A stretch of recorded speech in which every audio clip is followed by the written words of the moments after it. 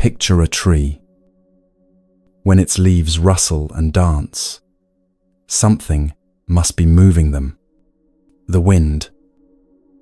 When the wind blows hard, the leaves shake violently.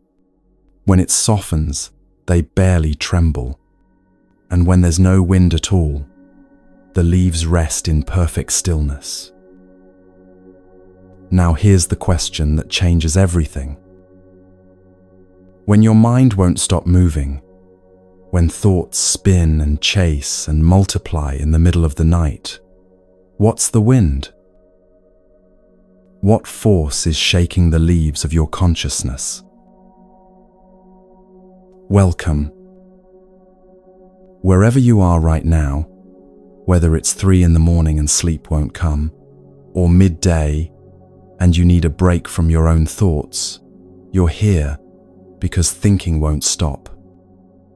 If it feels right, share where you're listening from in the comments. Tokyo to Toronto, Mumbai to Mexico City, we're all asking the same question. Get comfortable. Lie down if you can. This isn't about staying rigidly focused. If you drift or sleep, that's fine. Your mind knows what it needs. You're not broken. You're human. So, the wind that moves your mind. The Buddhist teachers used one word for this force: desire. Not just wanting pleasant things. Desire here means everything your mind reaches toward and everything it pushes away. The wanting of things to be a certain way, the demanding that things not be the way they are. It includes craving and aversion, hope and fear, expectation and dread, clinging to what you have and grasping for what you don't. It's the basic movement of, this should be different. Think about the last time your mind wouldn't settle. Wasn't there something underneath the spinning thoughts?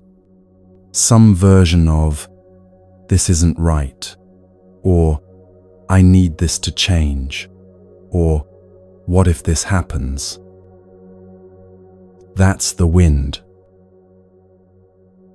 A simple example everyone knows.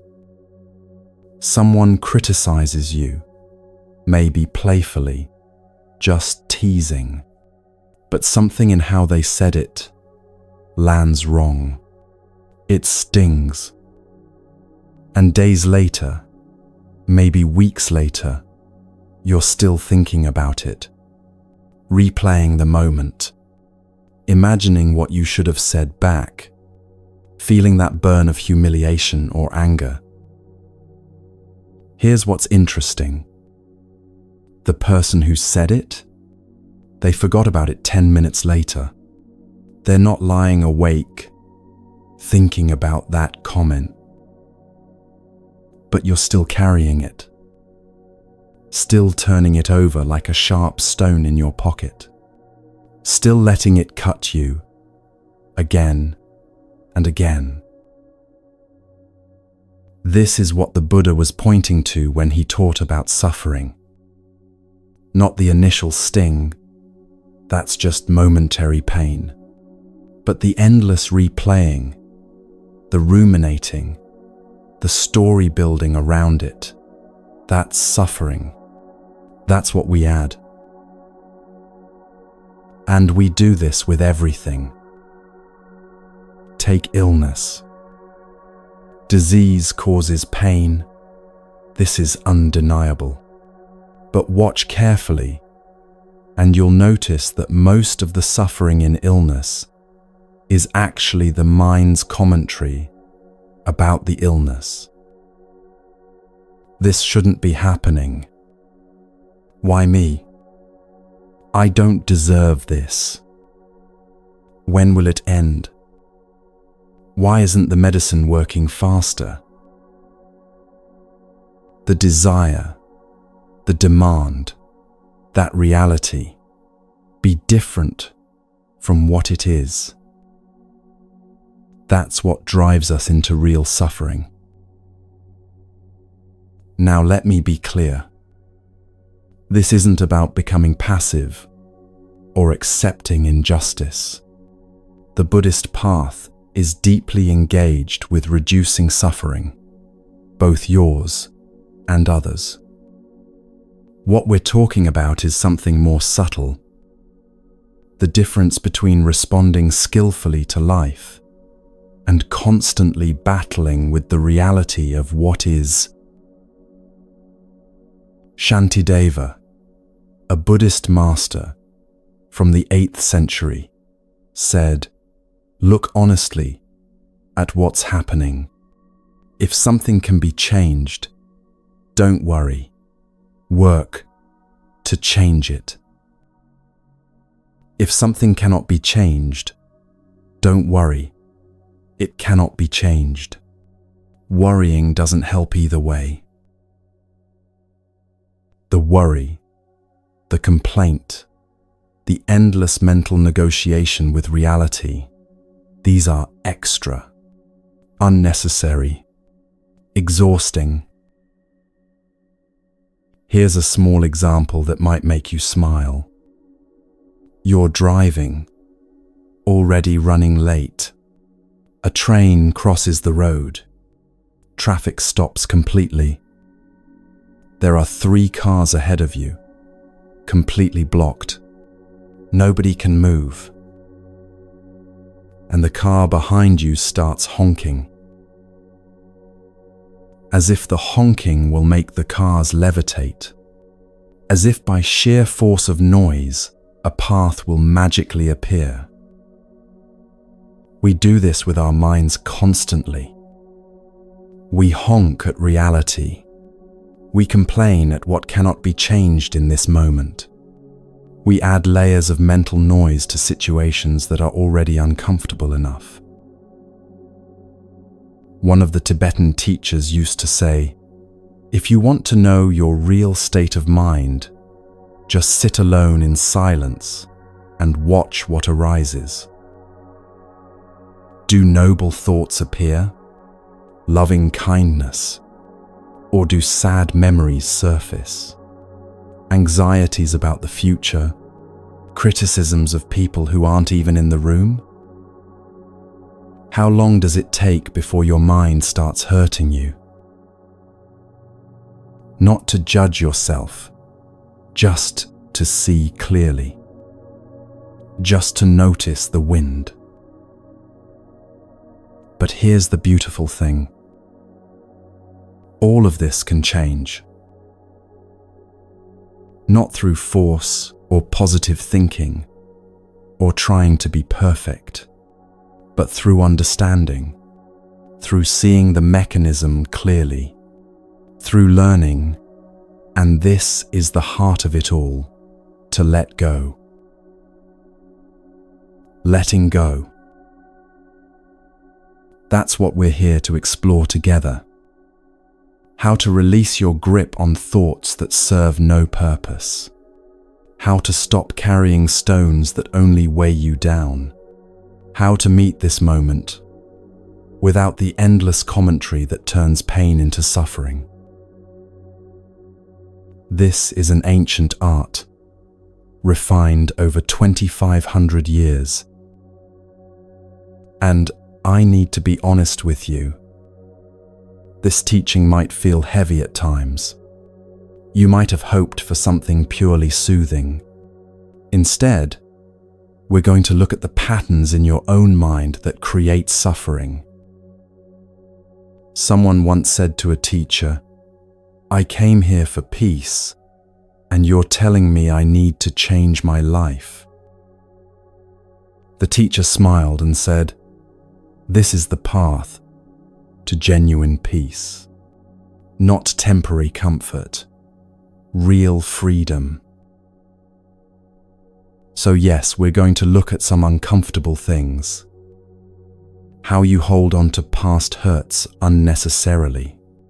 how you project anxiously into futures that haven't happened, how you demand that people and situations be different from what they are, how you narrate your life instead of living it. But we'll do this gently, the way a good friend might point out that you've been carrying a heavy bag for miles and you could just set it down. Here's what's coming. We'll explore the commentator in your head, that voice that narrates everything, turning direct experience into words and judgments. You'll recognize how much of your life you're experiencing secondhand. We'll look at the specific burdens most people carry, past traumas that have completed their teaching but won't release, future anxieties that steal this moment, the only one we actually have, the habit of complaint that adds unnecessary suffering to what's already difficult. We'll talk about genuine contentment, not settling, but finding freedom that doesn't depend on perfect circumstances. The ancient teachers discovered something radical. Happiness isn't about collecting pleasant experiences. It's about needing less from each moment. And throughout all of this, we'll keep returning to the practice of letting go, releasing what doesn't serve, opening the hand that's been clenched around ideas and identities and demands. You don't have to believe anything I say. Buddhist teachings aren't about faith. They're about investigation. The Buddha himself said, "Don't accept my words just because I said them. Test them in your own experience." So notice what resonates. Take what's useful. Leave what isn't. This is your journey. I'm just sharing what I've learned, in case it helps you too. The tree is still there, leaves rustling in the wind. But now you're starting to understand what the wind is. And once you understand the wind, once you can recognize desire in all its forms, the wanting and the not wanting, the grasping and the pushing away, you start to have a choice. Not the choice to stop the wind completely, but the choice to find stillness even while the wind blows. That kind of peace that doesn't depend on perfect conditions, is what we're moving toward. And wherever you are in the world right now, whatever brought you to this moment of listening, thank you for being here, for being willing to look at your own mind with honesty and kindness. We're in this together. Let's continue.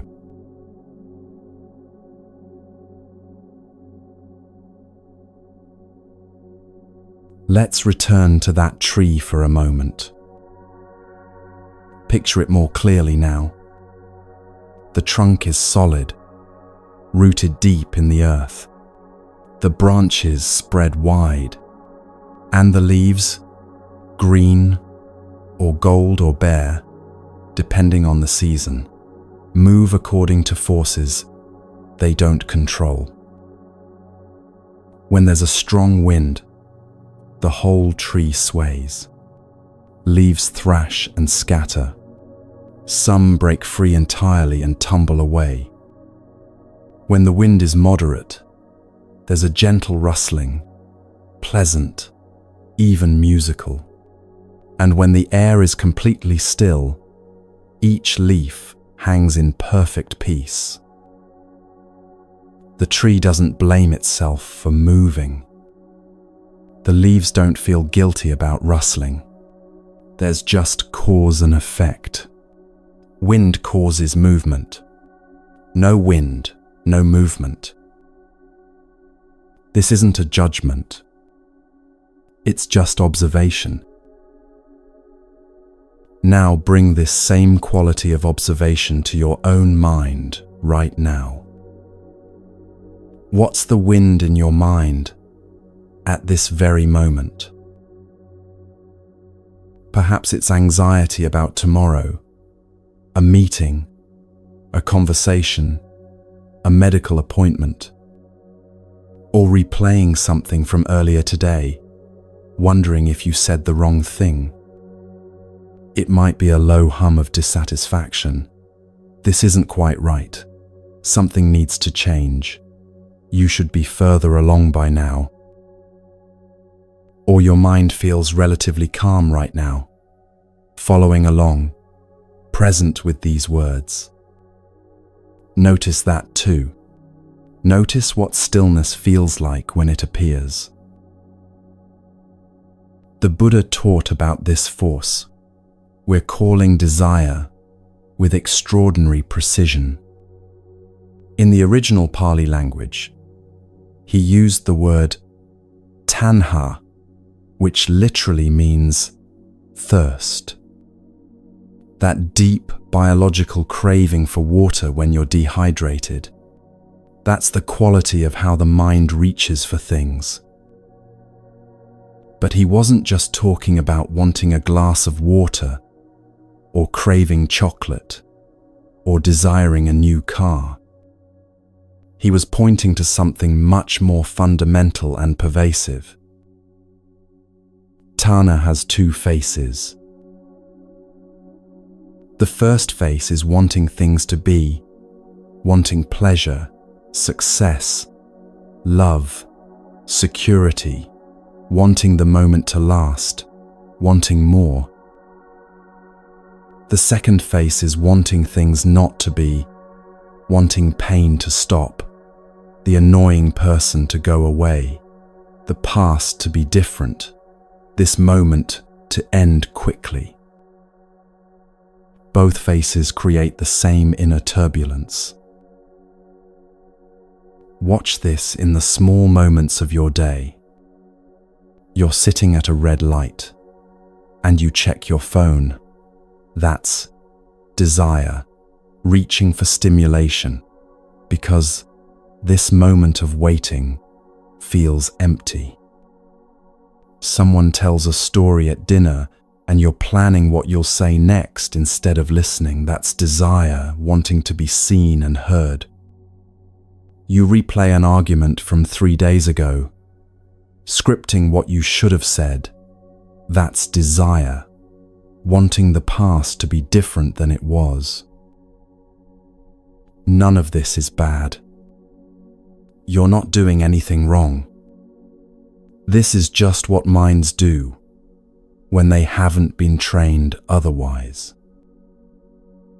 The Buddha said, "All beings are driven by craving, pulled along by the current of desire, like cattle led by a rope."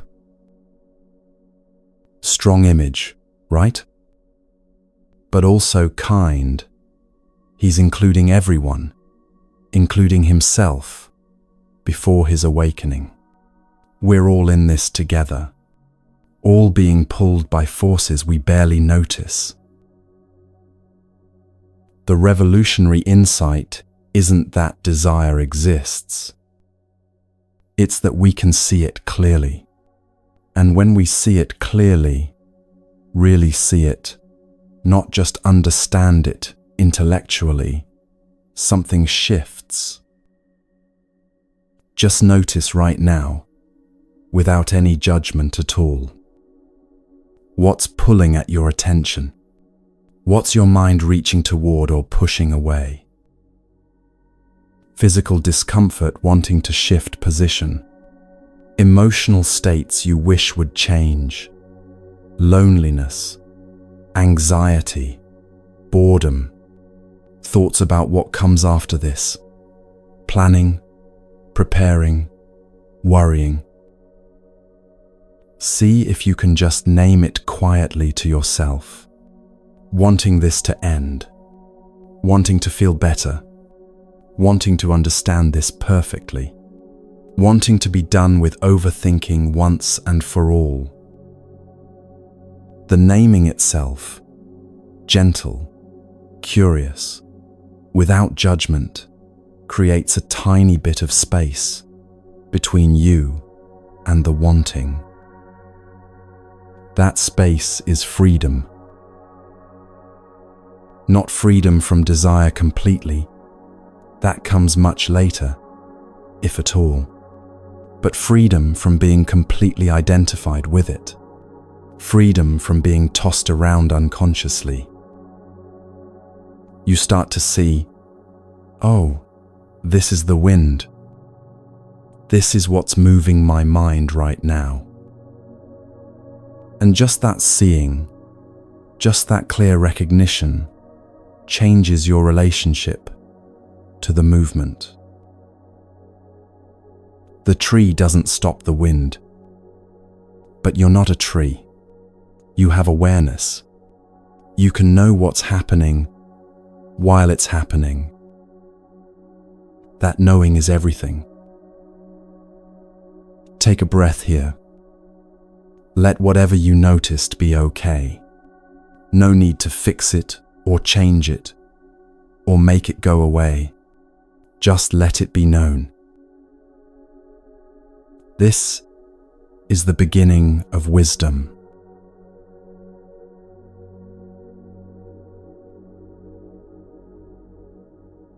There's a particular kind of weight most of us carry without realizing it. Not the weight of current responsibilities, taking care of family, showing up for work, managing the real demands of life. Those are actual burdens, yes, but they're active, present, necessary. I'm talking about something else. The weight of things that are already finished, but that we refuse to set down. Let me tell you how this usually works. Someone criticizes you, a friend, a colleague, someone you barely know. They say something dismissive, or mocking, or just thoughtlessly cruel. It might even be disguised as teasing, with a smile attached. But underneath, there's a little barb. In that moment, it stings. Your face gets hot. Your stomach tightens. You laugh it off externally, while something inside you recoils. That moment passes. The conversation moves on. You go home. Days pass. Maybe weeks. But you're still thinking about it. You replay the moment in your mind like a video clip stuck on repeat. You think about what you should have said back. You imagine the perfect comeback that would have left them speechless. You feel that sting again, fresh as the first time. You build a whole narrative about what it means, about your worth, your relationship, your value. Here's what's extraordinary. The person who said it, they forgot about it 10 minutes later. Completely forgot. They're not lying in bed at night thinking about that comment they made. It left their mind as quickly as it left their mouth. But you're still carrying it. Still turning it over like a sharp stone in your pocket. Still letting it cut you every time you reach in and touch it. Why? Not because you're weak or oversensitive, or doing something wrong, but because we've never been taught how to complete things. We've never learned the art of setting experiences down, when they're finished teaching us. Think of it like carrying a backpack. Every unfinished experience, every unprocessed hurt, every story we keep telling ourselves, these are items we pack into the bag. One stone, then another, then another. Over years, the backpack gets so heavy, we can barely stand upright. But we keep carrying it because we've forgotten it's even there.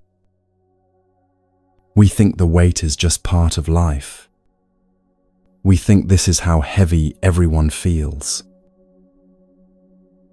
But here's something remarkable.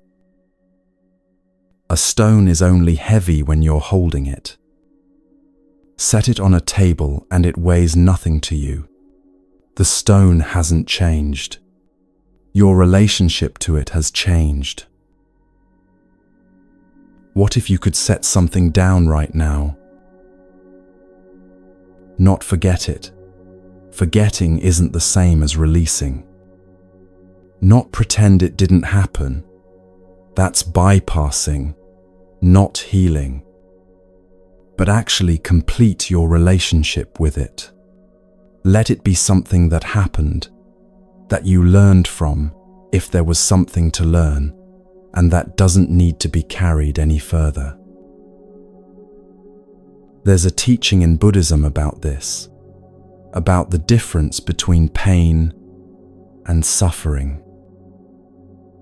Pain is what happens to you, the arrow that strikes you, the loss, the betrayal, the illness, the disappointment. Pain is real and unavoidable in human life. Suffering is what you do with the pain. It's the second arrow you shoot into yourself, the story you tell about the pain, the identity you build around being the person who was hurt, the endless replay and rumination. The first arrow, you didn't choose that. The second arrow, that's optional. Most of what we carry in our backpack is second arrows. Try this, gently, right now. Bring to mind one thing you've been carrying. Not the biggest, most traumatic thing. Start small. A minor grudge. A small embarrassment. Something that happened months or years ago that still occasionally surfaces in your thoughts. Just acknowledge it. Don't try to analyze it or fix it or make it go away. Just say quietly to yourself, I've been carrying this. That's all. Just recognition. Sometimes just seeing that we're carrying something is enough for the hand to naturally open a little. Not because we force it to, but because once you see clearly what you're doing, the doing becomes less automatic. You've been carrying more than you need to. And it's not a moral failing that you picked these things up in the first place.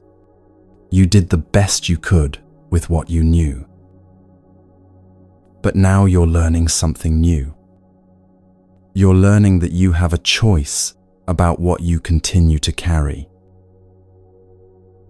Breathe here for a moment. Feel the possibility of being lighter.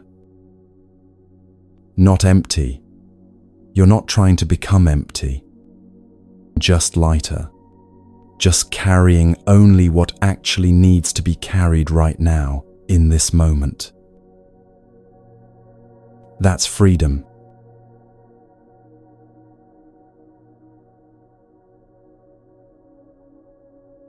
Let's look at something harder now. Something where the difference between pain and suffering becomes crystal clear. illness. When the body breaks down through disease or injury, or the simple wearing away of time, there's pain. Real, physical pain. This isn't psychological. This isn't something you can think your way out of. Nerve endings fire. Tissues inflame. The body hurts. Nobody's asking you to deny that. But here's what's remarkable when you start paying close attention. Most of the suffering in illness isn't actually the physical pain itself. It's the mind's commentary about the pain. Listen to the thoughts that arise around physical difficulty. This shouldn't be happening. Why me? I don't deserve this. When will it end? Why isn't the medicine working faster? I should be able to walk by now. Each of these thoughts is suffering piled on top of pain. Each one is the mind demanding that reality be different than it is. And here's the hard truth. That demand, that insistence that things should be other than they are, causes its own kind of agony that's often worse than the physical pain itself. Think of it mathematically, if that helps. Maybe 10% of your suffering is the actual situation, the pain, the limitation, the natural fear that comes with physical vulnerability. But 90% is the story your mind is telling about the situation. This ruins everything. I'm a burden now. Nobody will love me like this. I'm weak for not handling this better. Layer upon layer of additional suffering. I need to be very careful here. I'm not saying you should just accept terrible circumstances without working to change them. Seek treatment. Advocate for yourself. Grieve what you've lost. All of that is appropriate and necessary. What I'm pointing to is more subtle. It's the difference between I'm in pain and I'm doing everything I can to heal versus I'm in pain and this is a catastrophe and my life is ruined and why is this happening to me and I can't stand this and it will never get better. One is meeting reality, the other is fighting reality while also being in pain. One is hard, the other is unbearable. I've known people who faced serious illness with a kind of grace that was almost shocking. Not because they weren't suffering, not because they had superhuman ability to override pain, but because they somehow weren't at war with what was happening to them. They felt the pain. They did what needed to be done. They grieved when grief came. But underneath all of it, there was this quality of acceptance. Not resignation, acceptance. A kind of, yes, this is what's happening now, instead of, no, this can't be happening. And somehow, that acceptance didn't make them weaker. It made them stronger, more present, more able to find moments of peace even in the midst of difficulty. The Buddha taught about this with extraordinary compassion. He didn't say pain is an illusion or suffering doesn't exist. He said, Look clearly at the nature of suffering. Understand where it comes from. And then, with wisdom, learn to stop creating the unnecessary parts. The pain of illness, that's the unavoidable part. The biological reality of a body that's vulnerable and impermanent. The mental anguish of demanding that the illness not be there, that you be different, that life be fair, that this moment be other than it is, that's the part you can work with. Not by suppressing your feelings, not by pretending everything's fine, but by seeing clearly, this is what I'm adding. This is the 90%. And when you see it clearly, you can begin to let it go. Not all at once, not perfectly, but gradually, moment by moment, the clenched fist of resistance begins to open.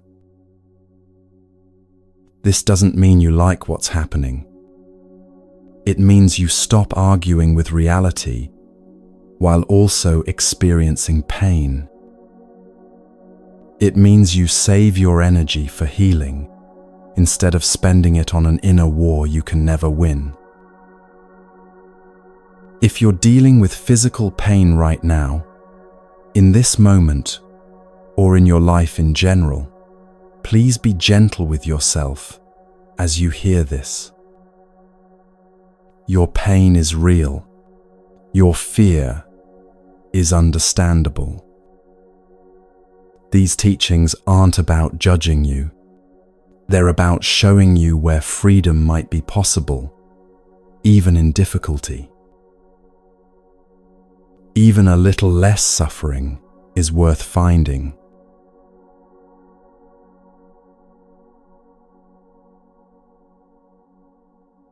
There's a voice that never stops talking.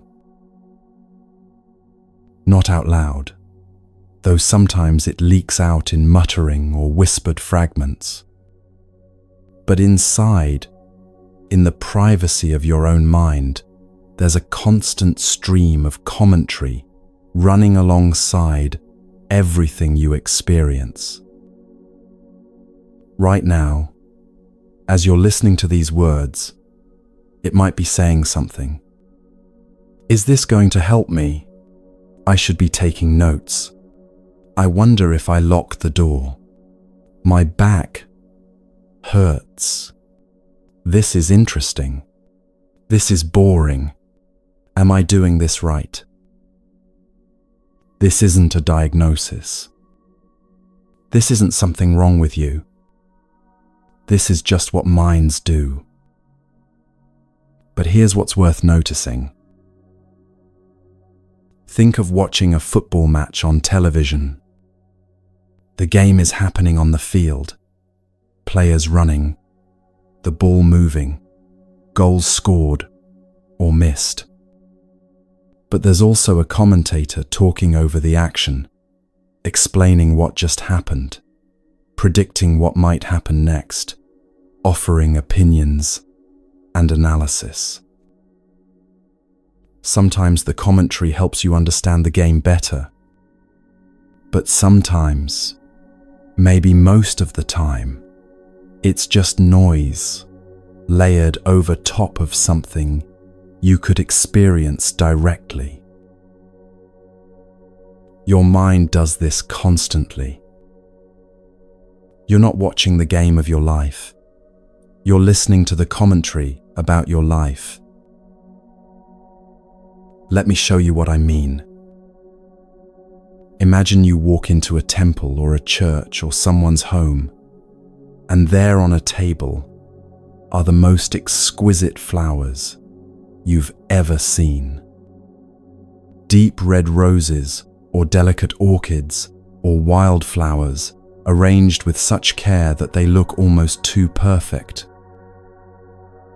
And immediately, faster than you can even choose to do it, Your mind says, wow, those are beautiful. And then, those can't be real.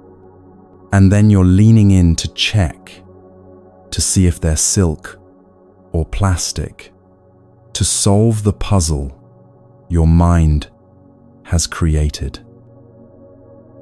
But notice what just happened. The flowers are right there in front of you. Color, shape, the way light falls on petals, the subtle shadows between stems. That's the direct experience. Vivid, immediate, alive. But the moment your mind started talking, the moment it said, beautiful, and can't be real, you stopped seeing the flowers. You started seeing the words instead.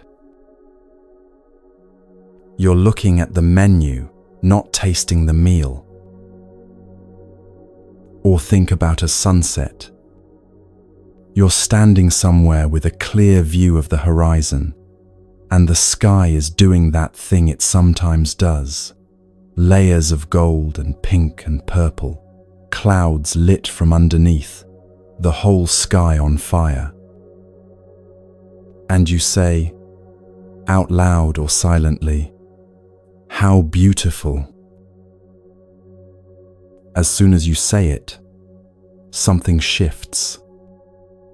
You're no longer seeing the sunset. You're seeing your idea of the sunset. You're seeing the word beautiful and everything that word means to you. But the actual sky, the living, changing, impossible to capture reality of it, slips away behind the label. This is what I mean by living in translation. Reality happens in high definition, vivid, textured, infinitely detailed. But we experience most of it through a kind of internal narrator who's constantly converting everything into words, concepts, judgments, stories. And the translation is always worse than the original. Here's an example that might cut close to home. You're at your child's first birthday party, or their dance recital, or maybe just an ordinary Tuesday afternoon when they do something adorable, or funny, or surprisingly grown up. And you reach for your phone to capture it. Nothing wrong with that. We all do it. Memories matter. Photos are precious. But watch what happens. You're holding your phone up, looking at your child through the screen, making sure they're centered in the frame, checking the lighting, waiting for the perfect moment. And the moment happens. Their first steps, or their laugh, or that look they give you that makes your heart crack open. But you're watching it on a 3-inch screen instead of with your actual eyes. Later, you'll have the video. You can watch it again, share it with relatives, keep it forever.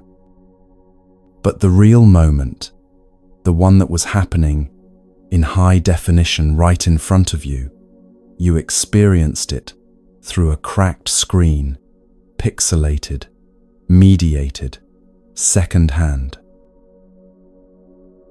This is what the discursive mind does to everything. It turns direct experience into commentary, vivid reality into words about reality, the thing itself into thoughts about the thing. And we do this so habitually, so automatically, that we don't even realize we're doing it.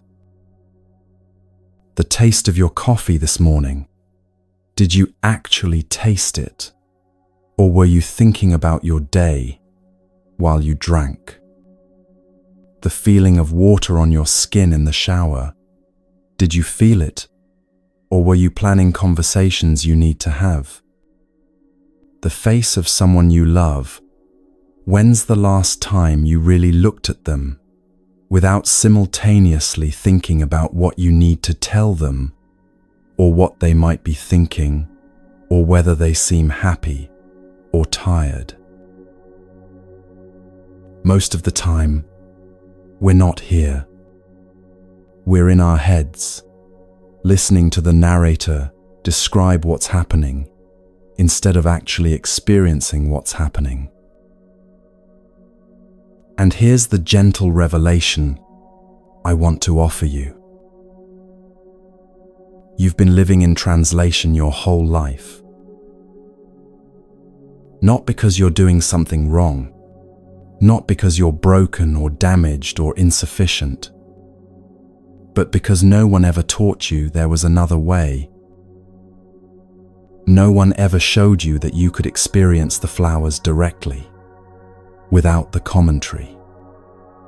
That you could taste the coffee without narrating how good it is. That you could be with someone you love in complete presence, not separated by the constant internal monologue about the interaction. The Buddha called this discursive mind papanyinka, a Pali word that means something like proliferation or elaboration, or the spreading and multiplying of thoughts.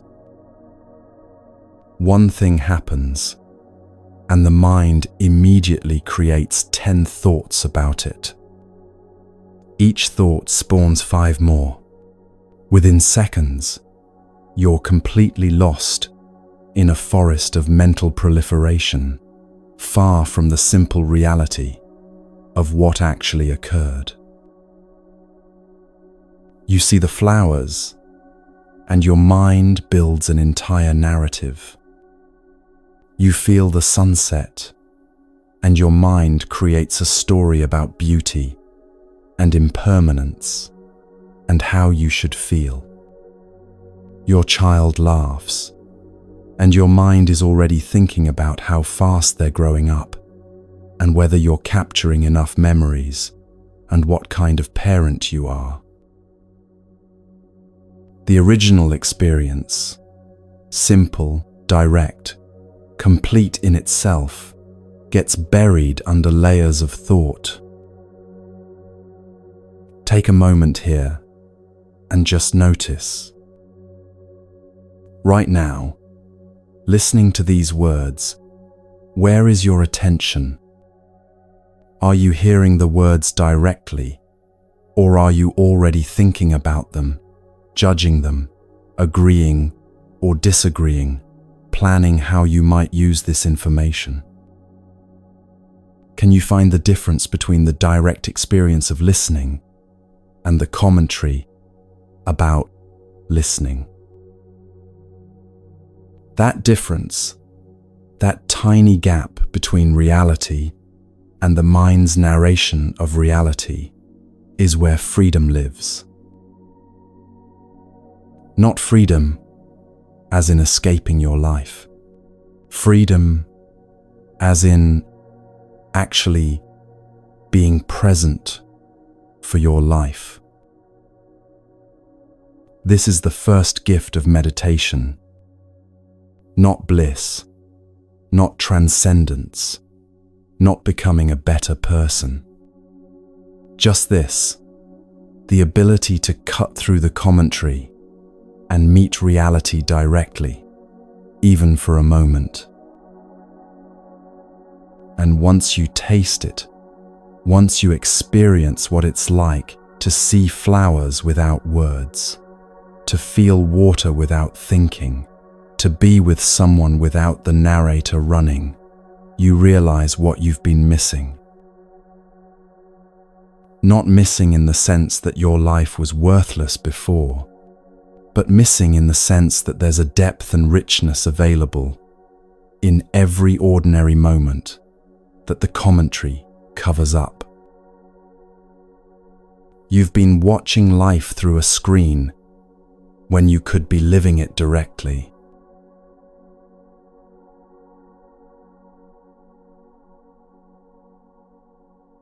Let me give you another example, one that might feel painfully familiar. You're meeting a friend for coffee. Someone you care about, someone you haven't seen in a while, someone whose company you genuinely enjoy. You're looking forward to this. You sit down across from each other. They start telling you about something that's been happening in their life. Maybe something difficult they're going through, or exciting news they want to share. They're talking, looking at you, trusting you with something real. And you're sitting there nodding, making appropriate facial expressions, saying, "Aha," at the right moments. But inside, your narrator is running wild. She looks tired. Wonder if she's upset with me. Did I say something wrong last time we talked? I should have ordered a different coffee, this one's too bitter. Did I lock my car? I think I locked it, but I'm not completely sure. Should I go check? No, that would be weird. What was she just saying? Something about her job. I should probably respond soon. What's an appropriate response? She's still talking. I wonder if she can tell I'm not fully listening. Okay, focus. What is she actually saying? Meanwhile, your friend is right there, 12 inches away from you, actually present, actually speaking, actually offering themselves in this moment of connection. But you're completely absent. Not because you're a bad friend, not because you don't care, but because the narrator is so loud, so insistent, so automatic, that it drowns out the actual experience of being with another human being. This happens to everyone. It happens to me. It happens to people who've been meditating for decades. It happens to the wisest, most mindful people you know. This is just how minds work when they haven't been trained to do otherwise. But here's what's sad about it. That moment with your friend, that opportunity for real connection, for actually meeting another person in presence and attention, it's gone. You can't get it back. Later, you might not even remember what they said, because you weren't really there to hear it. And this happens not just in coffee shops, but everywhere. Your partner is trying to tell you something important, and you're thinking about work. Your child is showing you a drawing they made, and you're mentally writing your grocery list. Someone is crying in front of you, and you're rehearsing what you're going to say next, instead of actually listening to what they're saying now. The loneliness of this is profound. Not the loneliness of being alone, the loneliness of being surrounded by people, but trapped inside your own narration, unable to actually meet anyone because you're too busy listening to your internal commentary about meeting them. And it's exhausting. That narrator never stops, never takes a break, never says, "Okay, I'll be quiet for a while, so you can just be here." It runs from the moment you wake up until the moment you fall asleep, and probably continues in your dreams. Narrating, judging, planning, remembering, predicting, analyzing, comparing, criticizing, on and on and on. No wonder you're tired. No wonder your mind feels like it never stops. It doesn't stop because you've never learned how to turn off the narrator, or at least turn down the volume. But here's the compassionate truth. This isn't your fault. You didn't choose to live this way. You were never given a choice. From the time you learned language, your mind started using it to mediate every experience, and no one ever told you there was an alternative. So please don't use this as another reason to judge yourself. Don't let the narrator grab onto this teaching and turn it into, "See, you can't even have coffee with a friend without your mind wandering. You're terrible at being present. You're failing at mindfulness too." That's just more narration, more commentary, more of the same pattern we're trying to see clearly.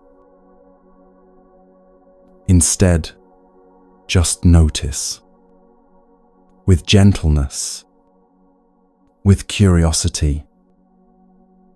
Oh, look at that. I'm doing it again. The narrator is running. I'm here but not here. Present but absent. That noticing, just that simple recognition, is the beginning of freedom.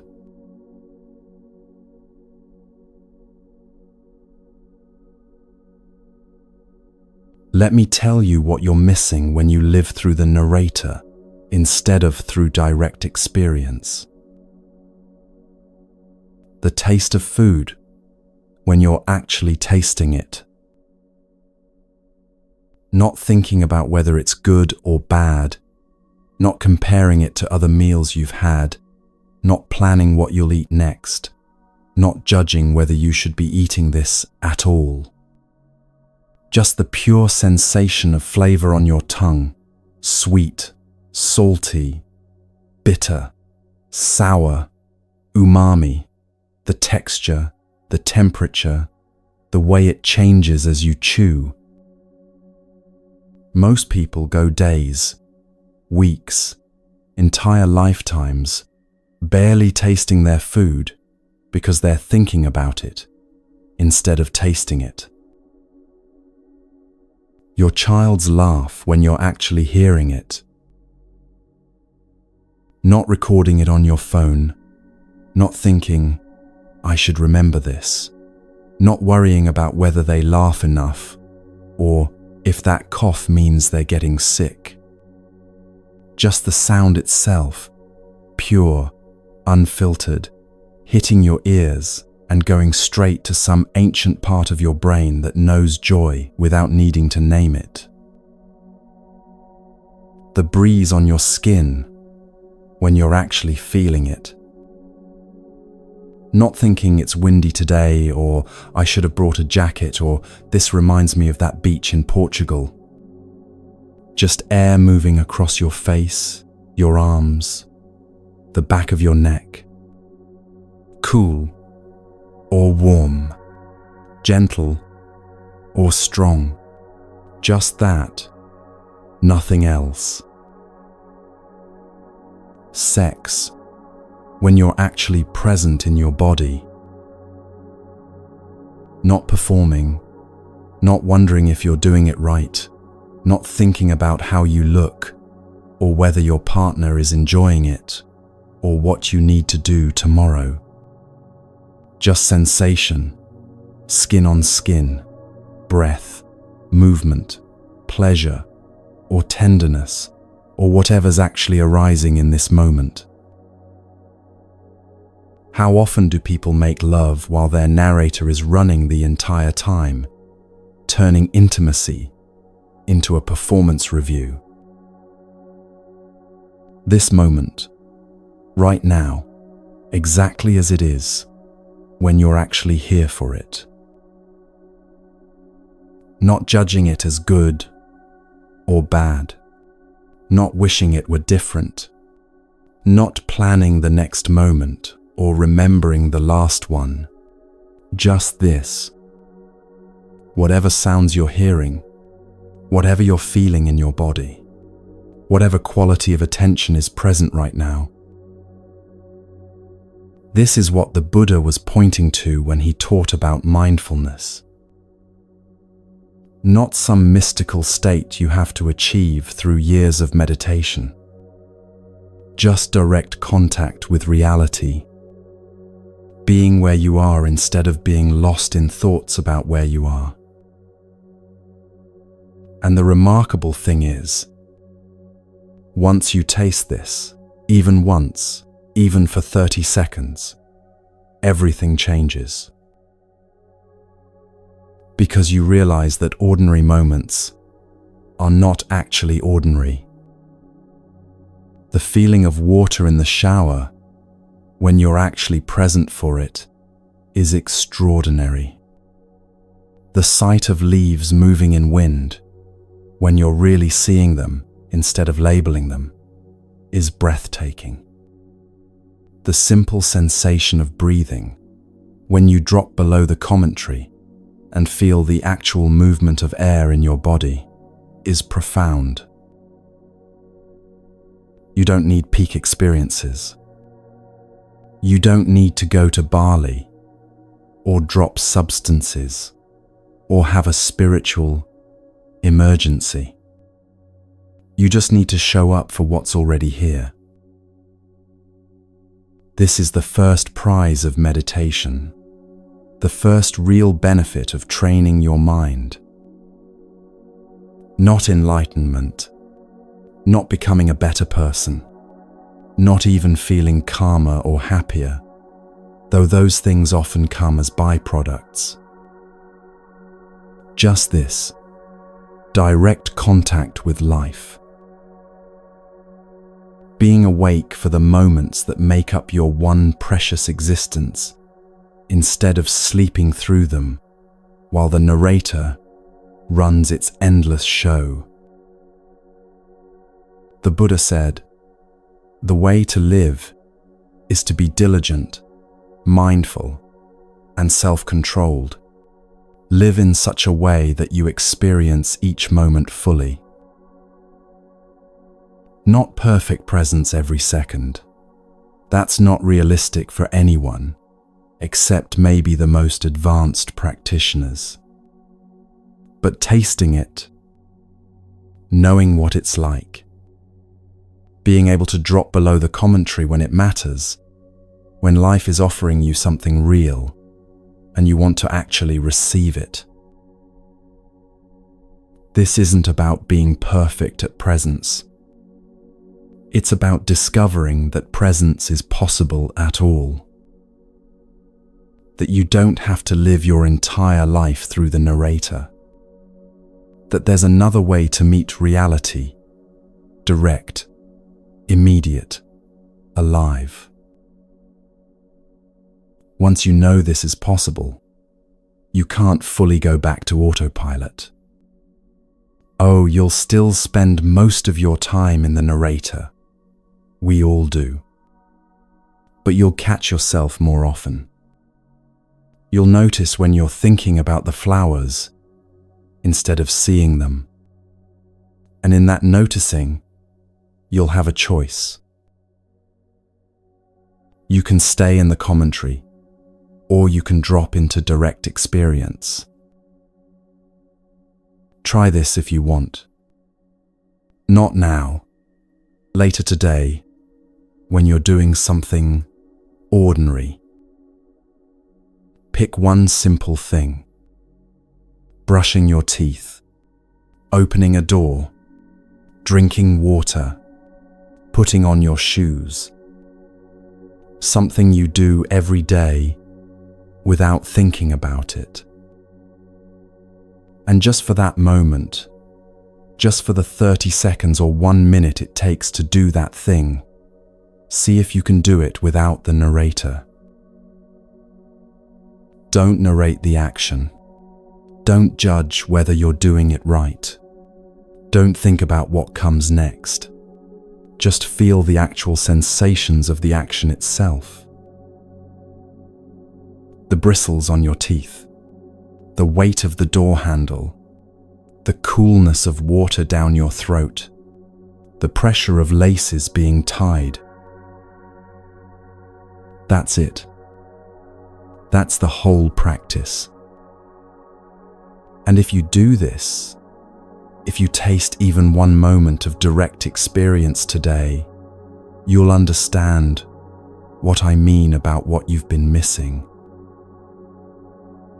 Not missing in a way that should make you feel bad about all the moments you've narrated through, but missing in a way that makes you hungry for more of this aliveness, this immediacy, this simple being here. Feel yourself here right now, listening, not thinking about listening, just the actual experience of it. Sound arriving in your ears, meaning arising, your body sitting or lying however it is. This is enough. This moment, exactly as it is complete.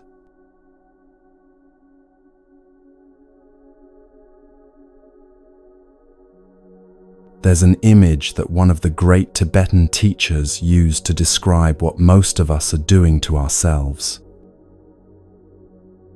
Picture a small bird, maybe a sparrow or a finch, something delicate and built for flight. Its wings are perfect. Its body is light. Everything about its design says, this creature was made to soar. But someone has tied small stones to its feet. Just a few at first. Then a few more. Then more still. And now when the bird tries to fly, it can't. It beats its wings desperately. Feathers scatter everywhere from the effort. It manages to lift off the ground for a second, maybe 2, before crashing back down. Again and again it tries, exhausting itself, hurting itself, unable to understand why something that should be natural, flight, has become impossible.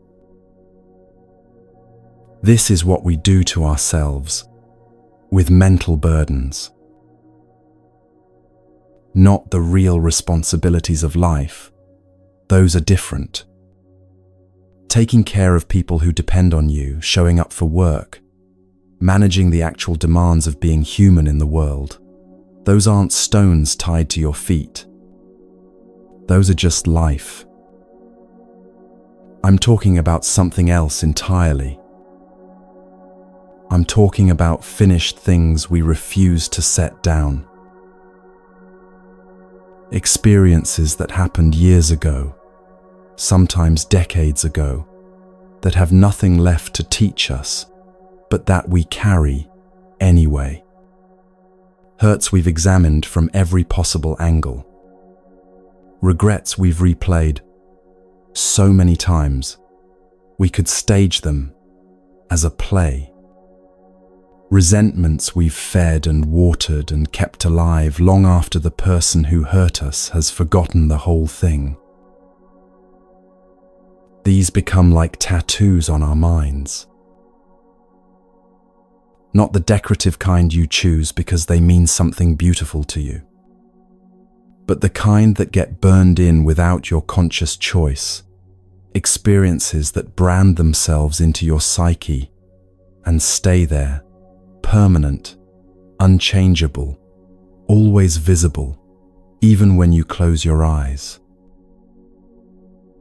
I am the person who was betrayed. I am the person who failed. I am the person who lost everything. I am the person who wasn't chosen. When memory becomes identity, memory becomes prison. And here's what's important to understand about weight. A stone is only heavy when you're holding it. Right now, if you picked up a rock, just an ordinary rock from outside, and held it in your hand, you'd feel its weight. After a few minutes, your arm would start to ache. After an hour, the pain would be significant. After several hours, you might cause actual injury to your muscles and tendons. But if you set that same rock on a table, it weighs nothing to you. The rock hasn't changed. Its mass is exactly the same, but your relationship to it has changed, and that changes everything. The memories you're carrying, the old wounds, the ancient grievances, the catalogue of ways you've been hurt or have hurt others, they're only crushing you because you're holding them. And the tragedy isn't the event itself. The tragedy is the endless reliving. Something happened to you, maybe something terrible, maybe something that genuinely marked you, changed you, shaped who you became. That was the first arrow, as the Buddha would say. That was pain, and it was real, and it mattered. But then you picked up the arrow, and you've been stabbing yourself with it ever since. Not on purpose. Not because you're masochistic or broken or doing something wrong, but because no one ever taught you how to complete things, how to let an experience be finished when it's finished teaching you. Some things need time to process. I want to be very clear about this. Grief has its own timeline. Trauma needs proper attention and often professional support to heal. There are wounds that don't close quickly, and trying to rush past them or pretend they don't exist is its own kind of violence. I'm not talking about that. I'm talking about the difference between processing something and being possessed by it. Between honoring what happened and building your entire identity around what happened. Between carrying a memory with wisdom and being crushed under the weight of that memory because you won't set it down even after it's taught you everything it has to teach. There are experiences in your past right now. I'd bet anything on this, that you've examined from every possible angle. You've thought about what you could have done differently. You've imagined alternative outcomes. You've analyzed why it happened and what it means about you and whether you deserved it. And there's nothing left to learn from it. The examination is complete. You've gotten everything that experience has to give you. But you're still carrying it, still turning it over in your mind, still letting it define who you are and what's possible for you. Why? Sometimes because it's familiar. Sometimes because releasing it feels like betraying yourself or the person you were when it happened. Sometimes because you've told the story so many times to yourself and others that you don't know who you'd be without it. But mostly because you've never been shown that you have a choice. You can set it down, not forget it. That's not what I'm suggesting. Not pretend it didn't happen or didn't matter. Not bypass the real processing that still needs to happen if it needs to happen. But if it's finished, if there's nothing left to learn, nothing left to process, just the habit of picking it up and carrying it and letting it weigh you down, you can set it down. The bird can fly when the stones are removed. You can move through life with a lightness you've forgotten was possible when you release what you don't need to carry anymore. Not all at once, not perfectly, but stone by stone, burden by burden, you can learn to let go. And every single thing you release makes the next breath easier.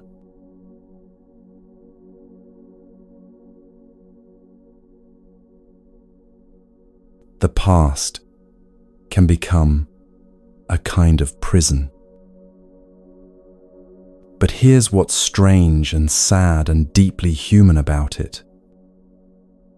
Sometimes we get so used to our cell that we don't want to leave it. Think about what a prison cell provides.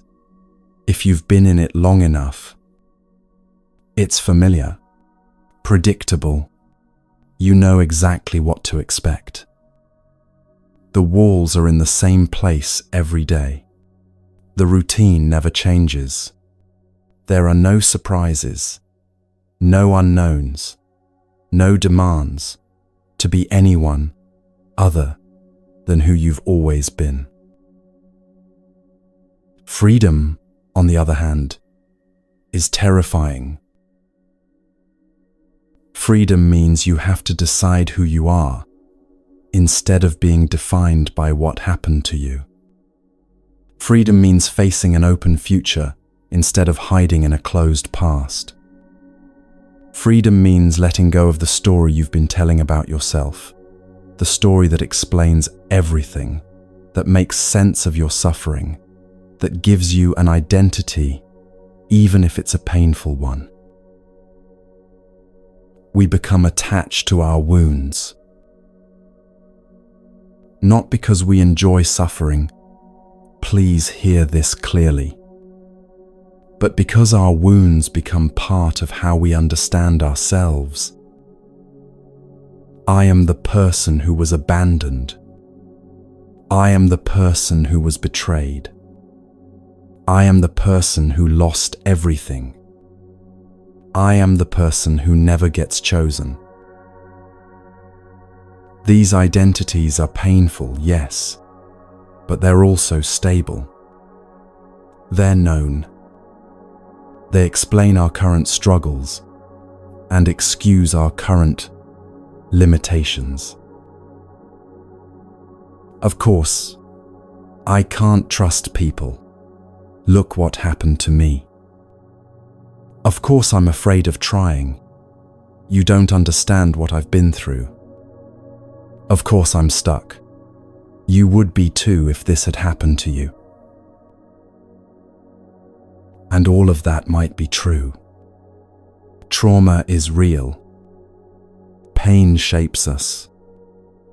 What happened to you matters, and I'm not minimizing it. But there's a difference between acknowledging how the past has shaped you and letting the past be the only thing that defines you. There's a difference between saying, "This happened to me, and it was terrible, and it changed me," and saying, "This happened to me, and therefore I can never be anything other than what this made me." The second version is prison. and it's such a familiar prison that leaving it feels like losing yourself. There's actually a documented phenomenon with people who've been incarcerated for many years. When they're finally released, some of them deliberately commit crimes so they can go back. Not because prison is pleasant, it's not. But because freedom is overwhelming and unfamiliar, and demands things of them they no longer know how to give. The cell is terrible, but it's home. We do this psychologically all the time.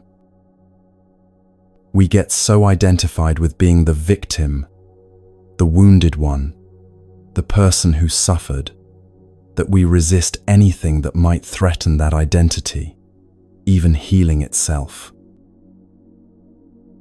Let me be the victim a little longer. Not consciously. I don't think anyone says this out loud to themselves. But unconsciously, there's a clinging to the familiar story, even when that story is strangling us. Because if we're not the person this happened to, who are we? If we release the defining trauma, what defines us? If we stop identifying with our wounds, what's left?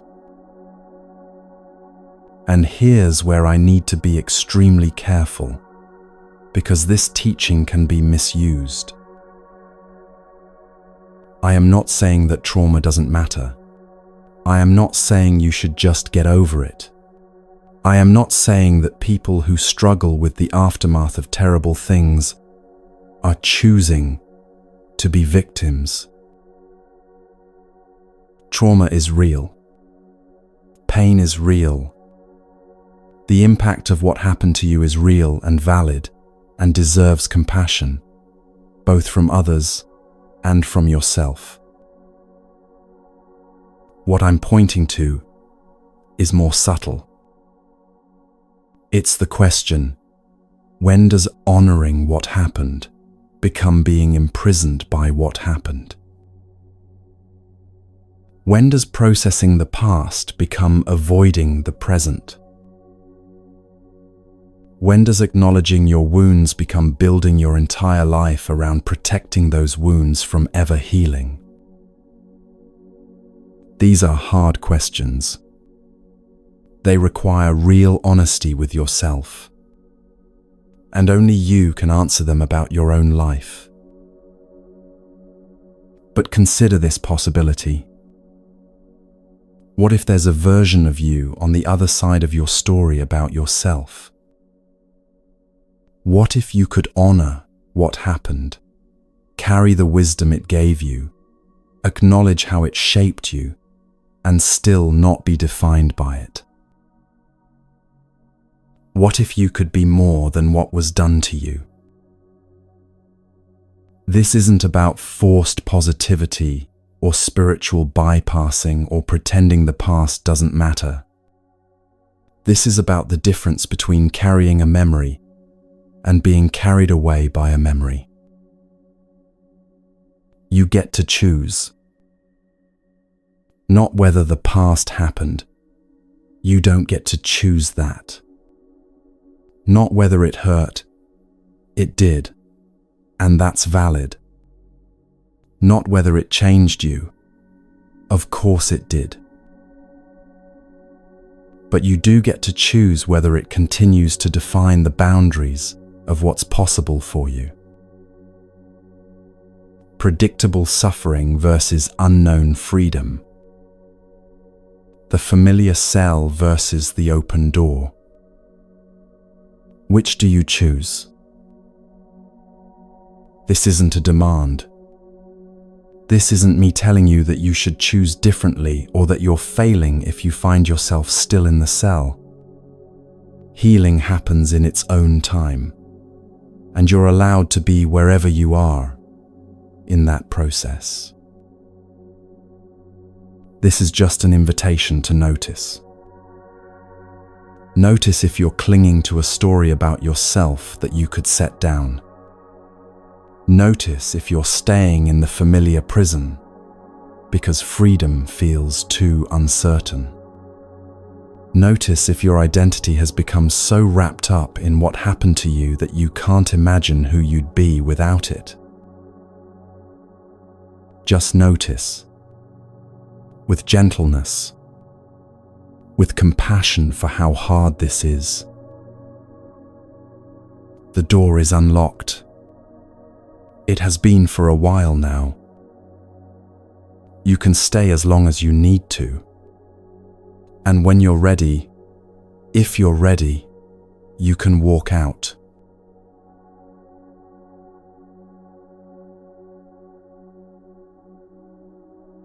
We've been talking about the past, about how we imprison ourselves in what already happened. But there's another way we escape the present, and it's just as common. We project ourselves into the future. When this moment isn't enough, when right now feels empty, or uncomfortable, or insufficient, we leave. Not physically, but mentally. We abandon the present and take refuge in fantasies about what's coming. When I get that promotion, then I'll be happy. When I lose this weight, then I'll be confident. When I meet the right person, then I'll feel complete. When I retire, then I'll finally relax. When the kids are older, then I'll have time for myself. Always when. Always then. Never now. And I understand why we do this. The present moment is often difficult. It contains discomfort, uncertainty, things we don't know how to handle. The future, at least in our imagination, can be perfect. We can script it however we want. We can eliminate all the problems and keep all the good parts, and finally, arrive at the place where life actually begins. But here's what the Buddhist teachers say about this, and it's shocking when you first hear it. Release hope. Wait. What? Hope is supposed to be good, right? Hope is what keeps us going. Hope is what gets us through hard times. Why would anyone tell you to release hope? Because hope and fear are two sides of the same coin. When you hope for something in the future, you're simultaneously afraid you won't get it. When you hope your life will be better someday, you're simultaneously afraid it might not be. When you hope for rescue, for transformation, for the day when everything finally clicks into place, you're also carrying the fear that it won't happen, that you'll be disappointed again, that you'll always be stuck right where you are. Hope sounds positive, but it comes packaged with anxiety. And both hope and fear keep you out of the present moment. They keep you oriented toward a future that doesn't exist yet, instead of engaging with the life that's actually happening right now. Now, I need to be very careful here, because this teaching is easily misunderstood. I'm not saying you shouldn't have goals. I'm not saying you shouldn't plan or work toward things or try to improve your circumstances. Planning is wise. Having direction is important.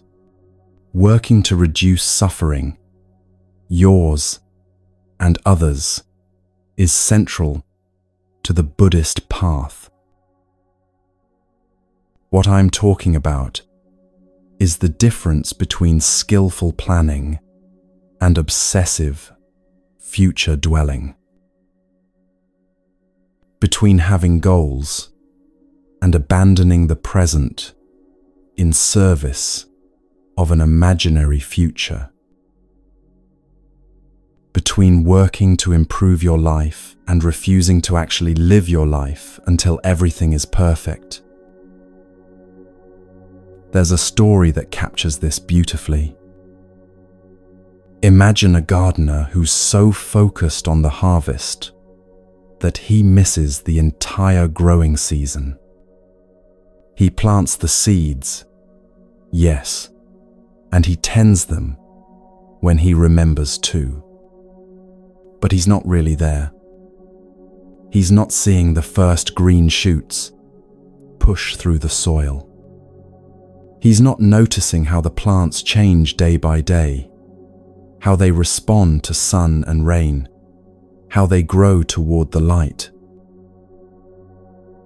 He's mentally already at harvest time, already imagining the perfect vegetables, the abundant crop, the satisfaction of finally having something to show for all this work. And then harvest comes, and it's fine, good, even. But it's also over, quickly. And he realizes he missed spring entirely, missed summer, missed the actual experience of gardening because he was so focused on the outcome. So what does he do? He plants again, immediately. And again, he abandons the present season to fantasize about the next harvest. And this becomes his whole life, always living for the next thing, always waiting for the moment when life will finally begin, always missing the only moment that's actually available to him, which is this one. We do this constantly. I'll be happy when. Life will be good when. I'll finally relax when. And the cruel thing is that when you finally arrive at that future moment you've been waiting for, you don't know how to be present for it. You've spent so much time not being present, always oriented toward the next thing, that presence isn't a skill you've developed. So you arrive at the moment you've been hoping for, and within days, sometimes hours, you're already hoping for something else. The promotion comes, and now you're hoping for the next promotion.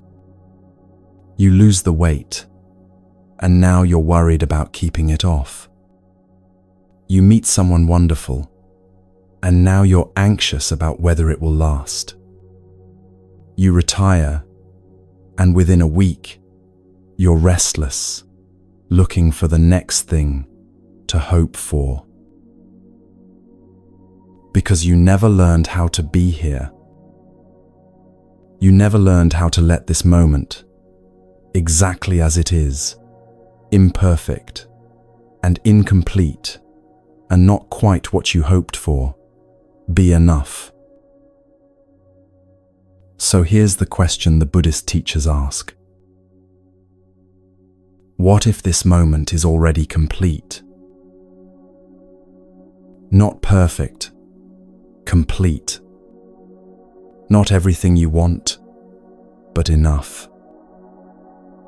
What if you don't need to wait for anything to change before you can actually be present for your life?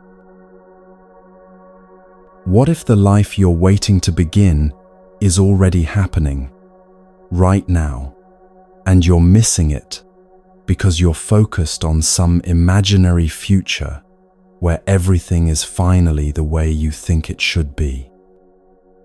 This isn't about giving up. This isn't about becoming passive or accepting terrible circumstances without working to change them. This is about the radical act of being here, fully here, in this imperfect, incomplete, not quite right yet moment. Because this is the only moment you actually have. This is the only moment you've ever had. Every other moment, past and future, is a story your mind is telling. The past is a memory. The future is a fantasy. This, right now, whatever you're experiencing as you listen to these words, this is the only thing that's real. And it might not be what you hoped for. It might be difficult or uncomfortable, or boring, or painful. But it's real. It's alive. It's the actual texture of your existence. And when you stop abandoning it in favor of an imaginary future, when you stop waiting for your life to begin and recognize that it's already begun, something shifts. Not into perfect contentment, not into some blissed out state where nothing bothers you, but into a kind of groundedness that doesn't depend on circumstances being exactly right. You can still have goals. You can still work toward things. You can still hope circumstances improve. But you're not hostage to those hopes anymore. You're not refusing to actually live until the future arrives. You're here. Actually here. Present for the life that's unfolding in this moment, whatever that life contains. Feel yourself here right now. Not in the past, not in the future. Here. Breathing. Listening. Being exactly where you are. This is enough. This moment, imperfect as it is,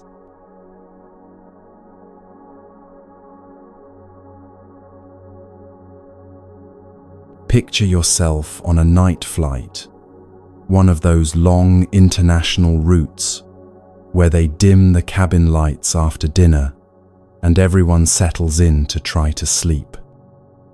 Most people have their headphones on or their blankets pulled up to their chins. The hum of the engines creates a kind of white noise that should be soothing.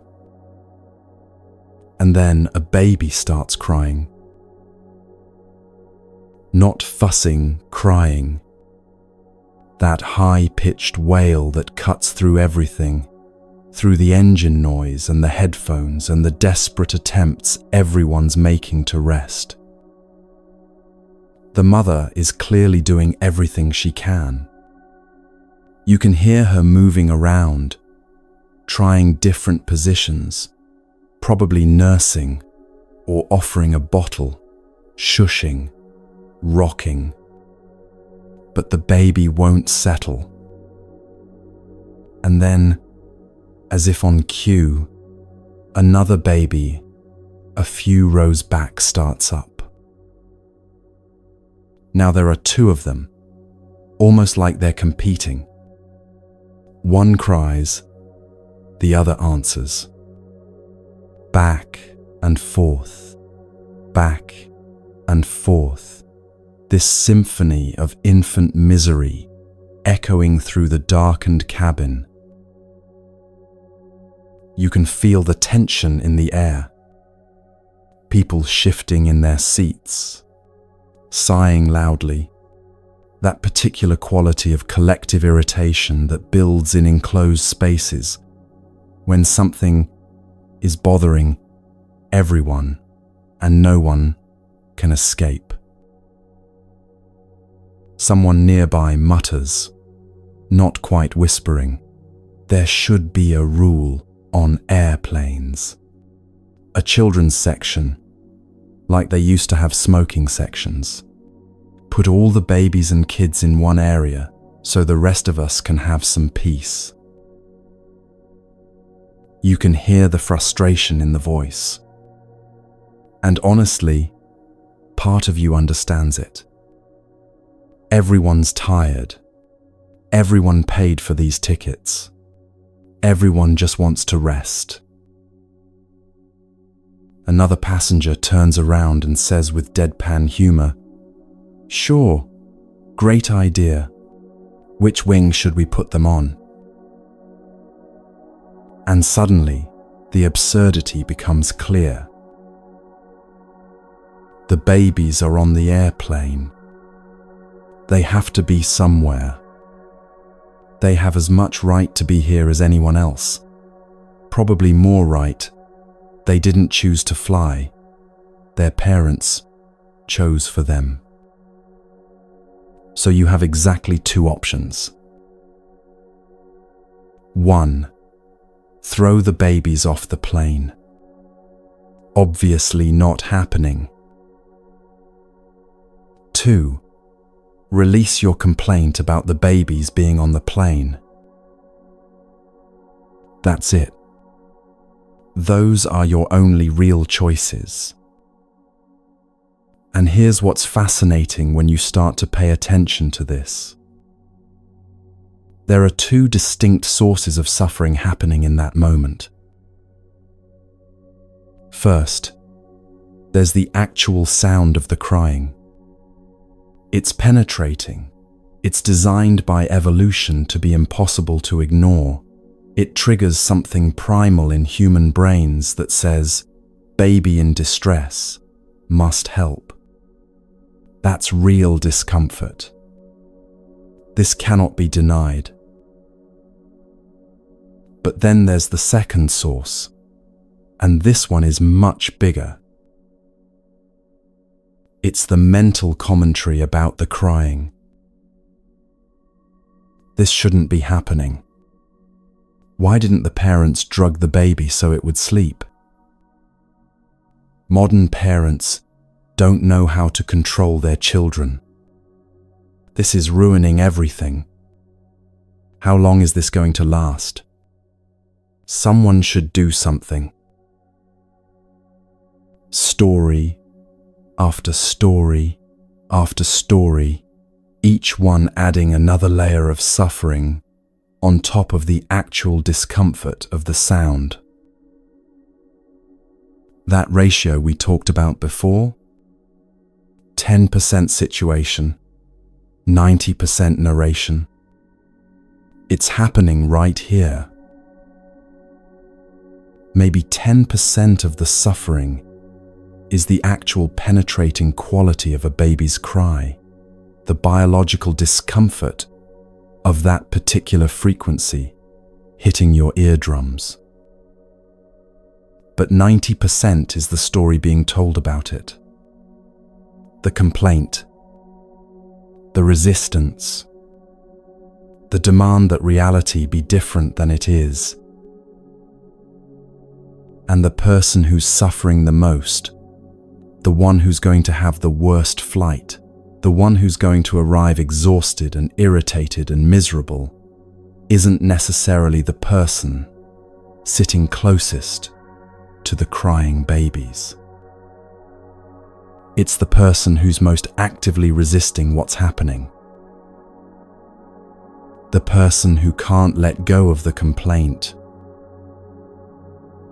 Now, this teaching can be badly misunderstood. This isn't about becoming a doormat.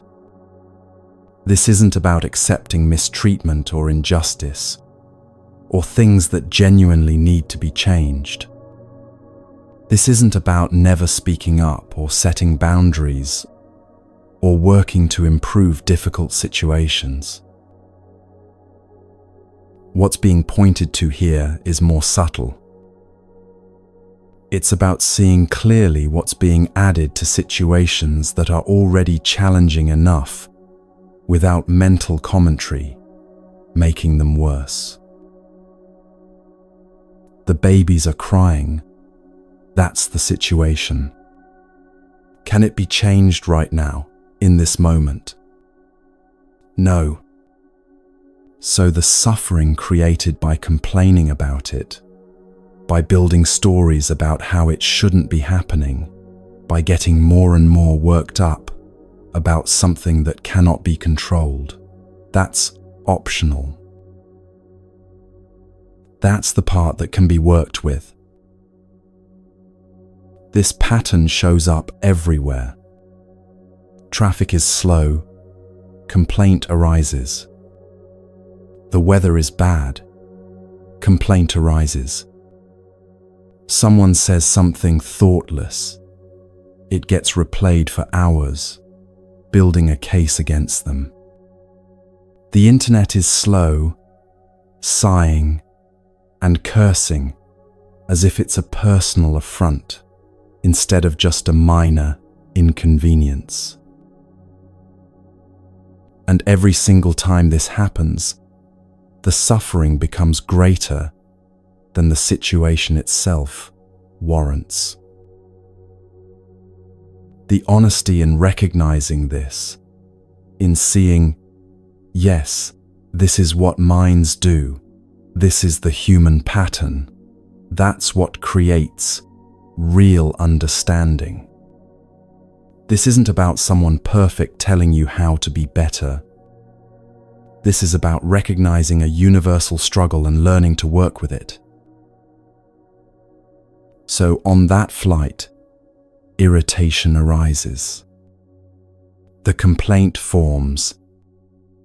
And then there's a choice, not whether to feel irritated, that's already happening, but whether to feed the irritation with stories, or just let it be there without adding to it. The crying doesn't stop, but the suffering about the crying can stop, or at least decrease significantly, if the demand that it be different can be released. This is the practice. This is what freedom looks like in the middle of uncomfortable circumstances. Not the freedom to escape the situation. Sometimes that's not possible. But the freedom to stop making it worse with the mind's constant complaint about what is.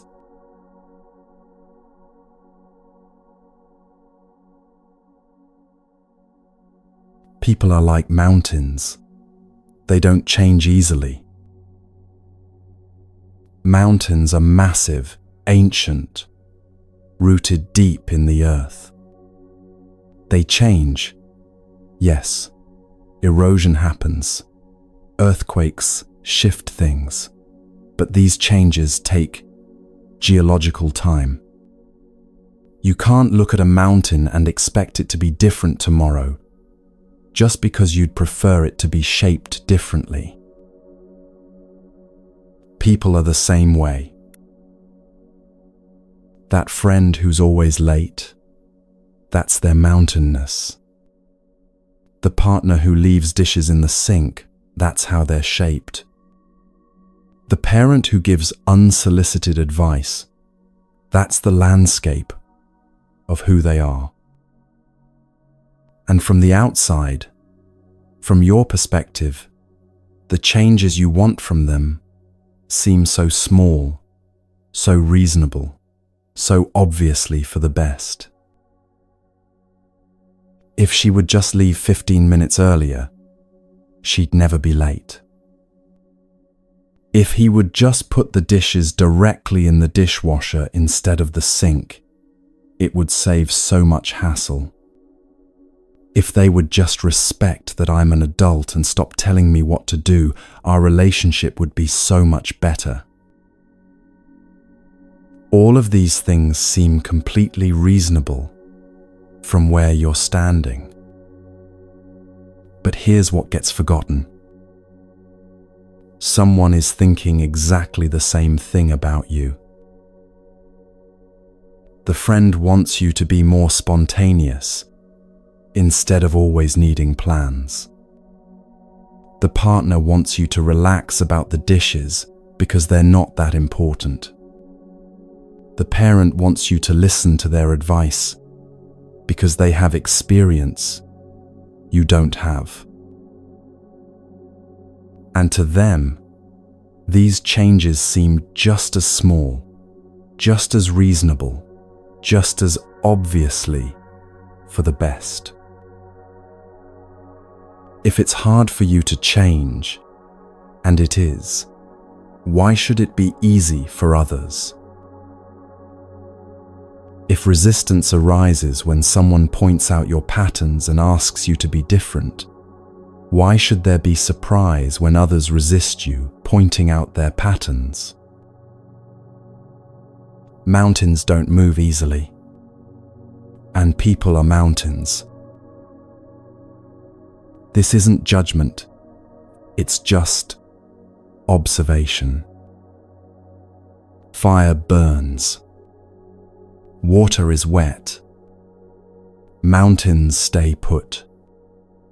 And that annoying friend is being themselves, acting according to their nature, shaped by forces that can't be seen and can't be controlled.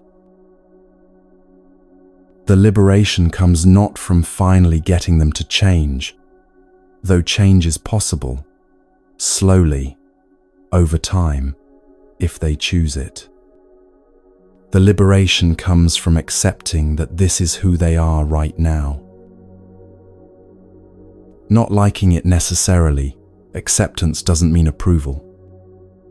But seeing it clearly without the constant demand that it be different. Shantideva, that 8th century Buddhist master, said something beautiful about this. He said, "Look at what's happening and be honest about what can be changed and what cannot. If something can be changed, then don't worry. Work skillfully to change it. If something cannot be changed, then don't worry. It cannot be changed.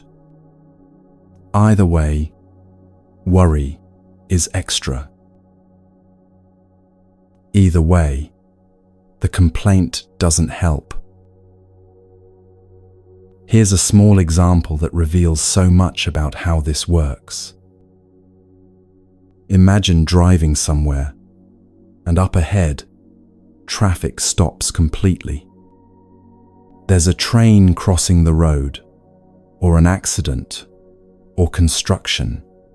Doesn't matter what it is. The point is, there are 3 cars ahead of you, totally blocked. Nobody can move. And the car behind you starts honking. As if the honking will make the cars levitate. As if by sheer force of noise, the obstacle will dissolve and a path will open up. It's absurd, right? But this is what minds do constantly. Honking at reality. Complaining at what cannot be changed in this moment. Adding noise to situations that are already frustrating enough without the commentary. One of the Tibetan teachers used to say, "If you want to know your real mental state, sit alone in silence and watch what arises." Do kind thoughts appear? Gratitude? Compassion? Or does the mind immediately go to worries, resentments, criticisms of people who aren't even in the room? How long does it take before the mind starts creating suffering where none existed a moment before? Another test. Watch yourself driving in heavy traffic, especially with aggressive drivers around you. How do you react? If you want to know whether meditation practice is actually working, whether any real equanimity is developing, that's your laboratory right there. When someone cuts you off, when someone is going too slow in the fast lane, when someone honks at you for no reason, can the irritation be noticed without feeding it? Can it be seen as just a temporary mental state rather than absolute truth about how terrible other drivers are? Most people fail this test regularly. But the failing isn't the problem. The problem is not seeing that it's happening, not recognizing the pattern of constant complaint that makes everything harder than it needs to be.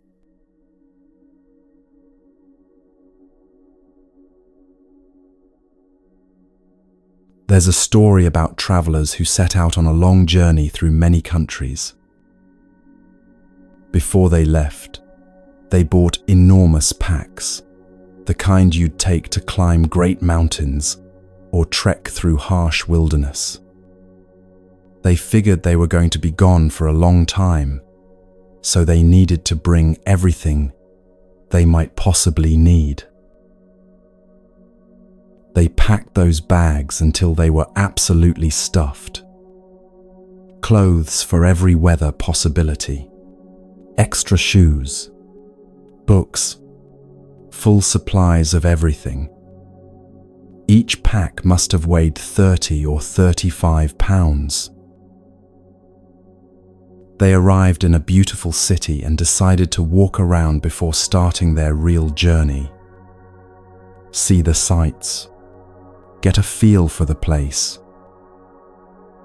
And the weight just kept getting heavier and heavier with every step. They lasted an hour. 1 hour of walking, and they were done. Exhausted, shoulders aching, backs hurting, completely depleted. They stood there, leaning against a wall, mentally going through everything in those packs, making lists of all the things they absolutely did not need to be carrying, all the just-in-case items that were weighing them down for no good reason. Eventually, they left half their stuff behind, and the journey became so much easier, so much lighter, so much more enjoyable. The parallel to mental weight is exact. We could move so much faster on the spiritual path. We could actually make real progress, experience real freedom, if we weren't carrying such enormous backpacks of mental and emotional weight. Grudges that don't need to be held. Resentments that serve no purpose. Demands about how things should be that could be released. Complaints that make us heavier without making anything better. What mental weight is being carried that could be set down?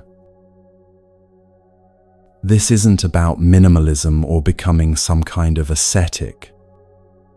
This is just an honest question.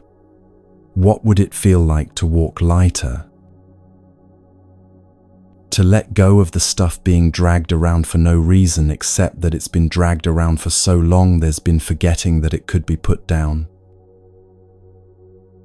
This is an invitation, not an instruction. Not a demand to release everything right now or face judgment. Just a question to notice. What's being carried? And is it actually necessary? Or is it just weighing you down?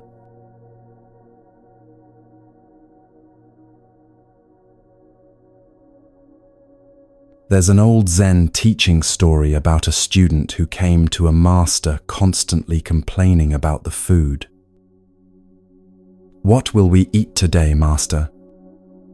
The student would ask hopefully, maybe making requests for favorite dishes.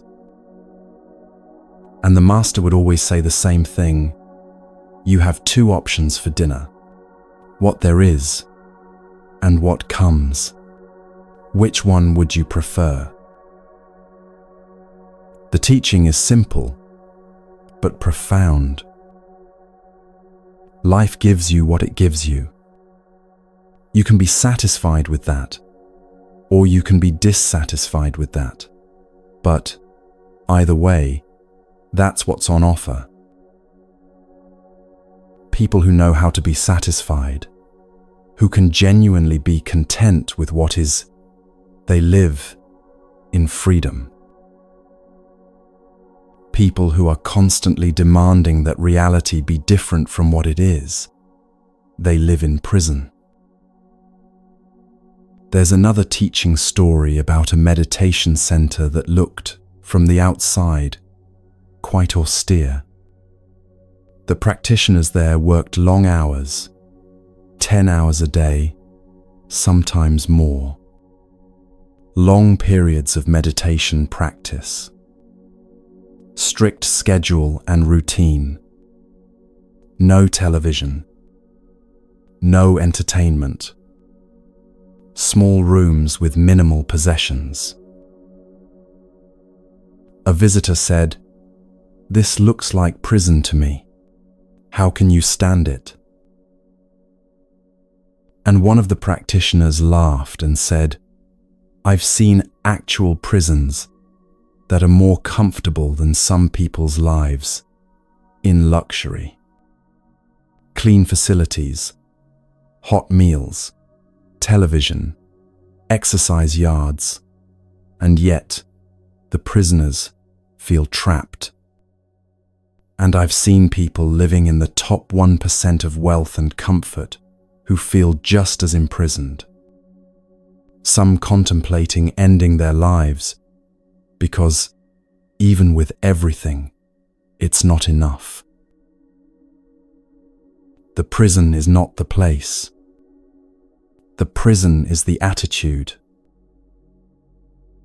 It's the constant belief that the grass will be greener in the next valley. So you go to the next valley, and it's not greener, so you convince yourself it will be greener in the valley after that. And you become a nomad of dissatisfaction, always moving, never arriving, never able to be here, because here is never good enough. There's an attitude some people carry that's never satisfied, never at peace, never content with what is. And that attitude creates more suffering than almost any external circumstance could create. So here's the revolutionary question. What if you stopped running? What if you stopped demanding that this moment, this situation, this life be different than it is? Not forever. You can still work to improve things, still have goals, still move toward better circumstances. But right now, in this moment, what if things could just be what they are? The contentment that comes from this isn't settling or giving up. It's the deepest freedom there is. Freedom that doesn't depend on circumstances being perfect before peace can be experienced.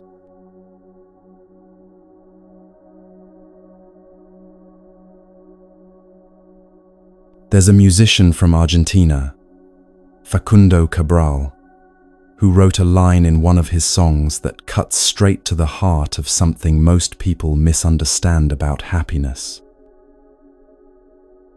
He sang, "Rich isn't who has most, but who needs least. Let that sit for a moment. Rich isn't who has most, but who needs least. There are people right now with millions in the bank who can't access that money. The account is frozen, or they're too ill to use it, or they're so imprisoned by anxiety about losing it that they can't enjoy anything at all. And there are people with very little who wake up each day with a sense of sufficiency, of having enough, of being okay, exactly as things are.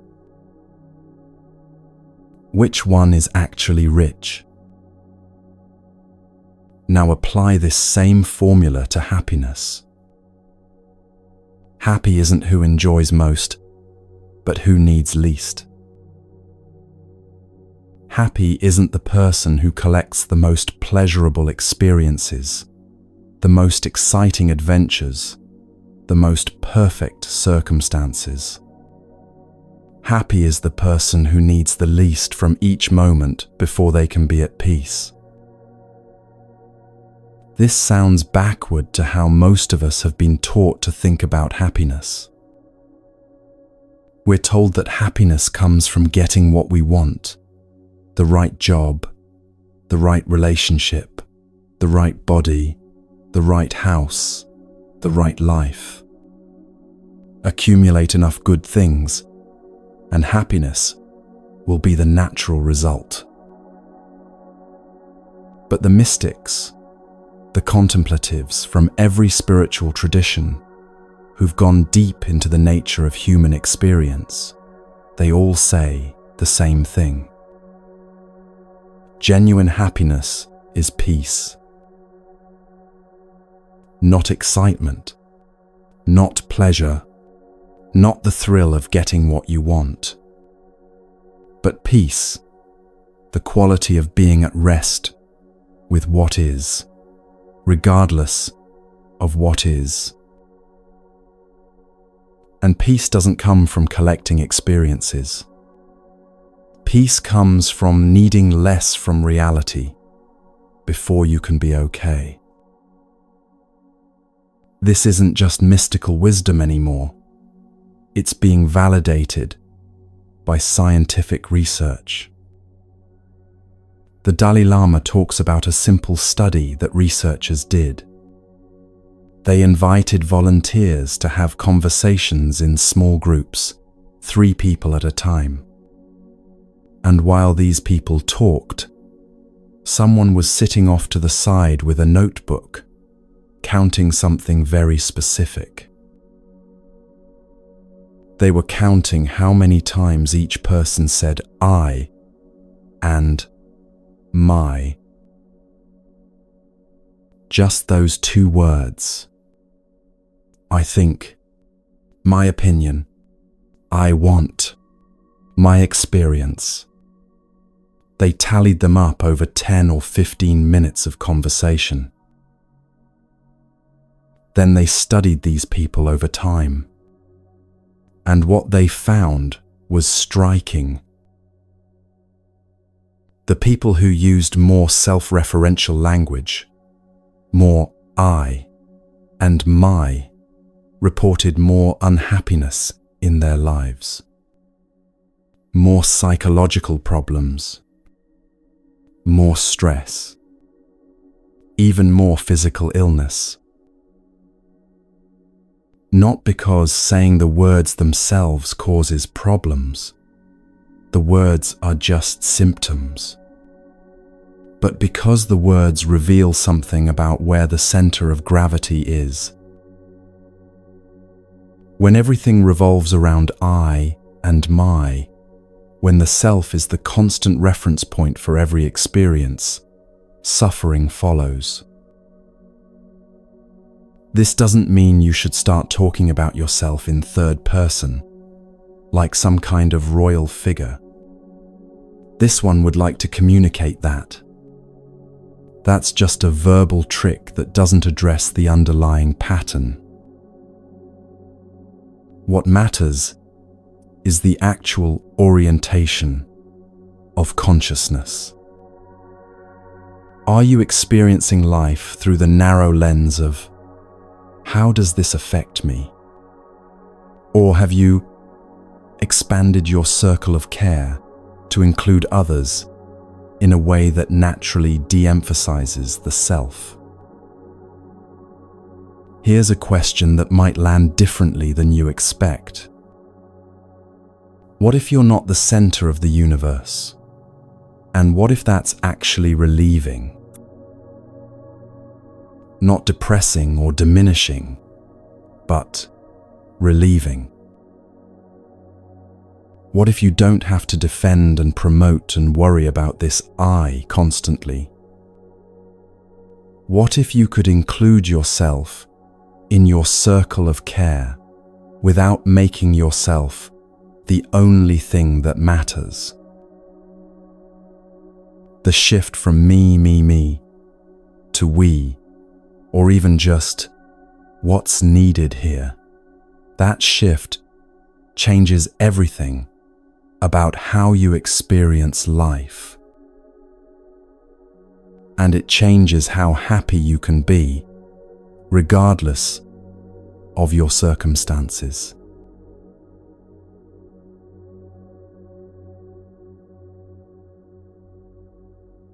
Let's look more closely at this me orientation and what it actually costs you. Every reactive emotion, every time you get angry or afraid or hurt or defensive, it starts with a sense of I being threatened. When I is threatened, anger rises to defend it. When mine is at risk, fear appears to protect it. When me is ignored or dismissed, hurt emerges to signal the wound. All of this reactivity, all of this emotional turbulence comes from this constant sense of a separate self that needs defending. It's exhausting. Think about what it takes to maintain this fortress of self. You have to constantly monitor how things are affecting you, judge whether experiences are good for you or bad for you, defend against perceived attacks, promote your interests, make sure you're getting your fair share, worry about what others think of you, protect your reputation, guard against being taken advantage of. It never ends. The self is so demanding, so needy, so vulnerable that it requires constant attention and defense. Now listen to what Shantideva, that 8th century Buddhist master, said about this. He wrote 2 verses in his guide to the Bodhisattva path that might be the most important teaching in the entire text. He said, "All the happiness that exists in the world comes from wishing for others to be happy. All the suffering that exists in the world comes from wishing only for yourself to be happy." And then he asks, rhetorically, but the question lands like a bell. Look at the difference between a noble person and an ordinary person, what they seek, what they do, what they achieve. Is there anything more that needs to be said? Just that. Just those 2 verses. And the implication is, this is the whole teaching. This is everything you need to know about the path to happiness and the path to suffering. All happiness comes from caring for others. all suffering comes from caring only for yourself. Now, we tend to distrust this teaching. It sounds like a trick, doesn't it?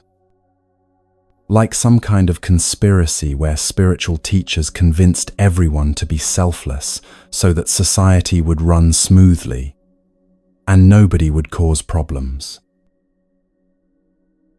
We think, if I care about others instead of myself, won't I lose out? Won't I be taken advantage of? Won't my needs go unmet? But watch what actually happens in your experience.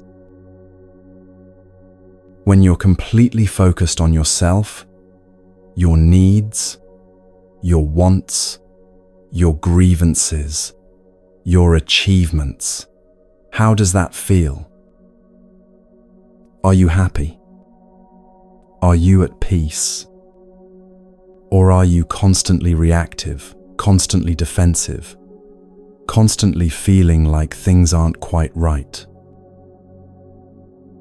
And when you genuinely care for someone else, when you do something helpful with no expectation of return, when you really listen to a friend in need, when you make someone's day a little easier just because you can, how does that feel?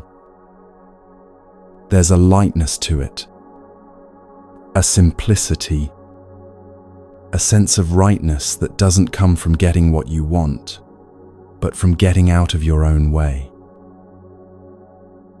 This isn't self-negation. This isn't about martyring yourself or pretending you don't have needs or becoming a doormat for others to walk on. This is about self-expansion. It's about including others in your circle of care so naturally that the boundary between my well-being and your well-being starts to blur. When you care about someone else's happiness, you become less reactive about your own circumstances. When you're focused on what you can give rather than what you can get, you stop being so tightly wound around protecting and promoting yourself. And in that relaxation, in that release from the constant tyranny of self-concern, you find the very peace you were seeking. The relief of not having to defend a fortress anymore. The relief of not making everything about you. The relief of being part of something larger than your narrow self-interest. This is what the mystics discovered through direct experience, and what scientists are now confirming through research. Less self-reference equals more well-being. More care for others equals more genuine happiness. Not as a moral should, but as a simple fact about how consciousness works.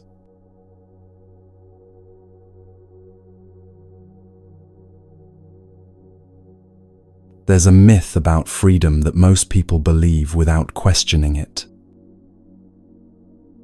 The myth goes like this: I'm an adult. I live in a free country.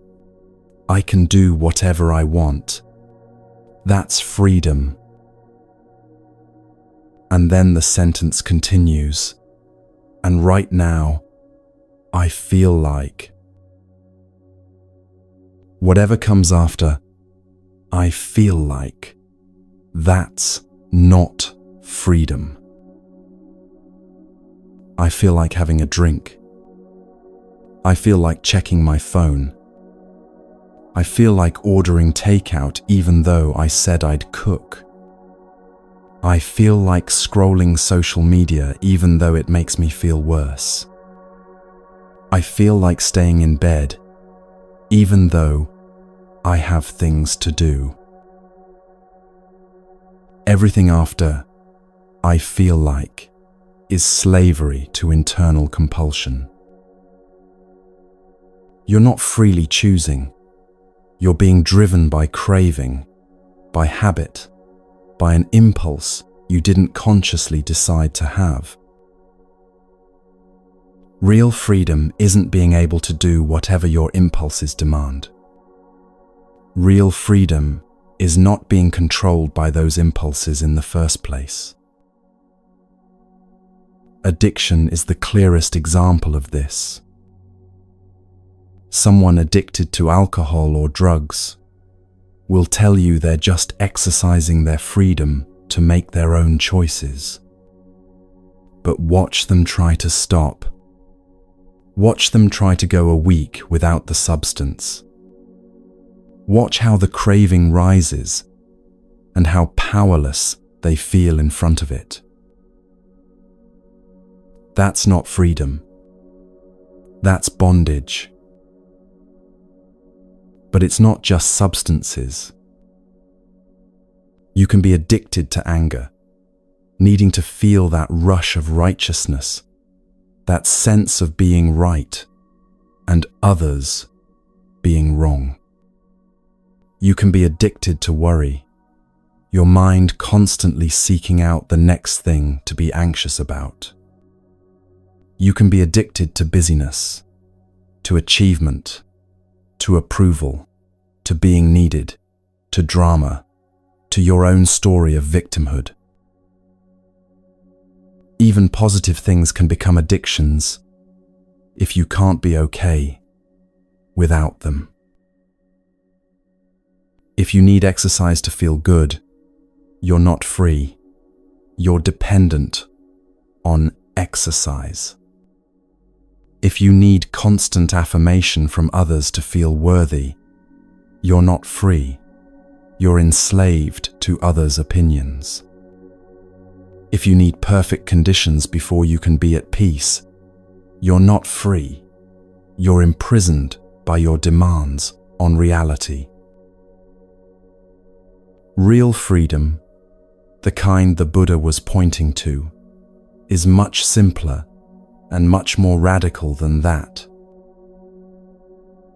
Real freedom is not needing anything to be different before you can be at peace. Not rejecting life's pleasures or becoming some kind of stoic who doesn't enjoy anything, but not being dependent on those pleasures for your basic sense of okayness. Good food comes, enjoy it fully. It goes, that's okay too. Pleasant company arrives, appreciate it completely. They leave, you're still fine. Success happens, receive it with gratitude. Failure happens, you remain unshaken at your core. This is freedom. Not detachment, not indifference, not the inability to feel, but the ability to be fully present for whatever arises without being knocked off balance by it. The ability to choose from spaciousness rather than from craving. Here's the test.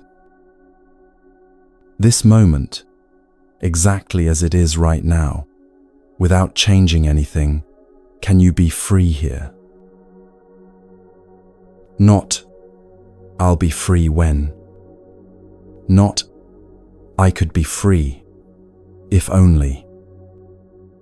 But right now, this breath, this sound, this sensation in your body, this quality of awareness, can freedom be found here?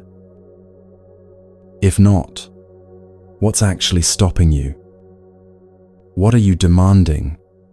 Be different before you'll allow yourself to be okay. That demand, that's the prison. And you're holding the key.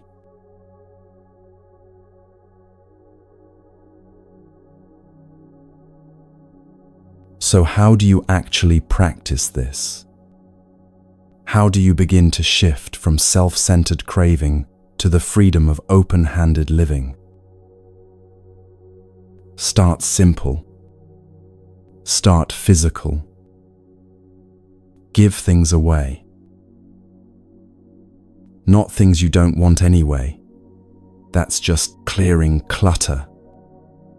But things that still have value, that you could keep, that part of you wants to hold on to. Look around your home at objects collecting dust, clothes you haven't worn in a year, books you've already read, kitchen gadgets you never use. Think about who might actually need them, who they might serve, and give them away. But here's the key, and this is where the real practice begins. Give with no expectation of thanks, no expectation of recognition, no expectation that the person will treasure what you've given or even remember that you gave it. No expectation that they'll return the favor someday. Just give from fullness with an open hand. Then expand beyond objects. Give attention when someone is speaking, real attention, not half listening while planning what you'll say next. Give time when someone needs help, even when it's inconvenient. Give presence to the moment in front of you, instead of always being mentally somewhere else. Each act of giving is an act of cutting anchors. Every time you give something without strings attached, you're loosening your grip on the need to control, to possess, to keep everything for yourself. You're practicing the art of open-handedness. And this isn't impoverishment, it's liberation. When you give freely, when you put yourself at the service of what's needed, rather than constantly asking, "What's in this for me?" something shifts. You discover that you're actually okay without hoarding. You discover that giving doesn't diminish you, it expands you. You discover that the boundaries you thought were so solid between mine and yours, between my well-being and your well-being, those boundaries start to dissolve.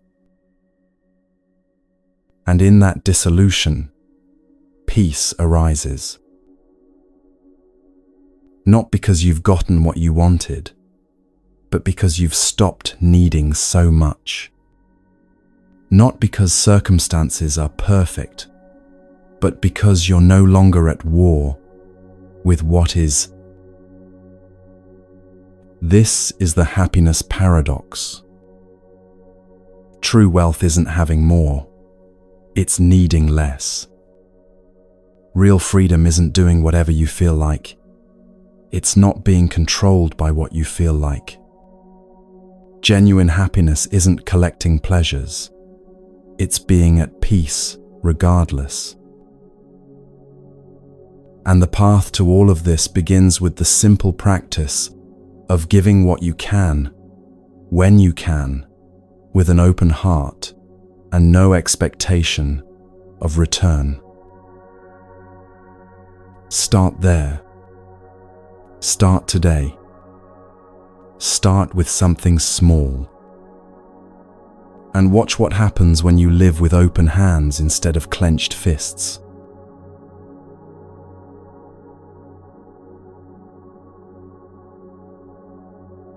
Someone once asked a teacher a question that cuts right to the heart of something important. Is forgiveness the absence of ego? It's a beautiful question, carefully thought through.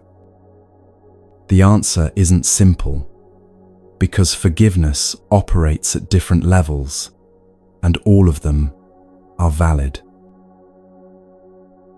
For some people, forgiveness feels like a huge weight they have to lift. Someone sinned against them, so now they must somehow muster the strength to pardon that sin, to release the debt, to absolve the guilty party. That's one level, and it's real work. If that's where you are, that's completely okay. The Buddhist approach is a bit different, more natural, less judicial. It's less like being a judge who magnanimously decides to let someone off the hook, and more like understanding that we're all children playing in a sandbox, and children sometimes hurt each other without meaning to. Here's the fundamental teaching that makes Buddhist forgiveness different. Everyone who loves you will hurt you. Not maliciously, but inevitably. Humans are imperfect, and if you spend enough time around an imperfect person, they will eventually cause you pain. So the Buddhist approach is pre-forgiveness. Before anyone hurts you, you already understand that they will, because they're human. You've already made peace with the fact that people you love will disappoint you, will say thoughtless things, will be caught up in their own pain, and inadvertently cause you pain. This isn't cynicism, it's realism, wrapped in compassion. Look honestly at your own experience. Haven't there been times when emotions hijacked you completely? When anger arose so strongly that you said things you regretted? When your own pain was so overwhelming that you couldn't see anyone else's? In those moments, you lost control. You were being driven by forces you barely understood and couldn't manage. If that's true for you, with whatever knowledge and practice and good intentions you have, then of course, it's true for everyone else. So forgiveness starts with forgiving yourself. You're harsh with yourself, aren't you?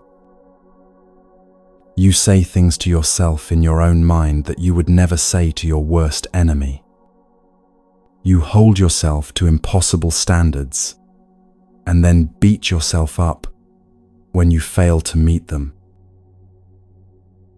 If you can't forgive yourself for being human, how can you possibly forgive others for being human?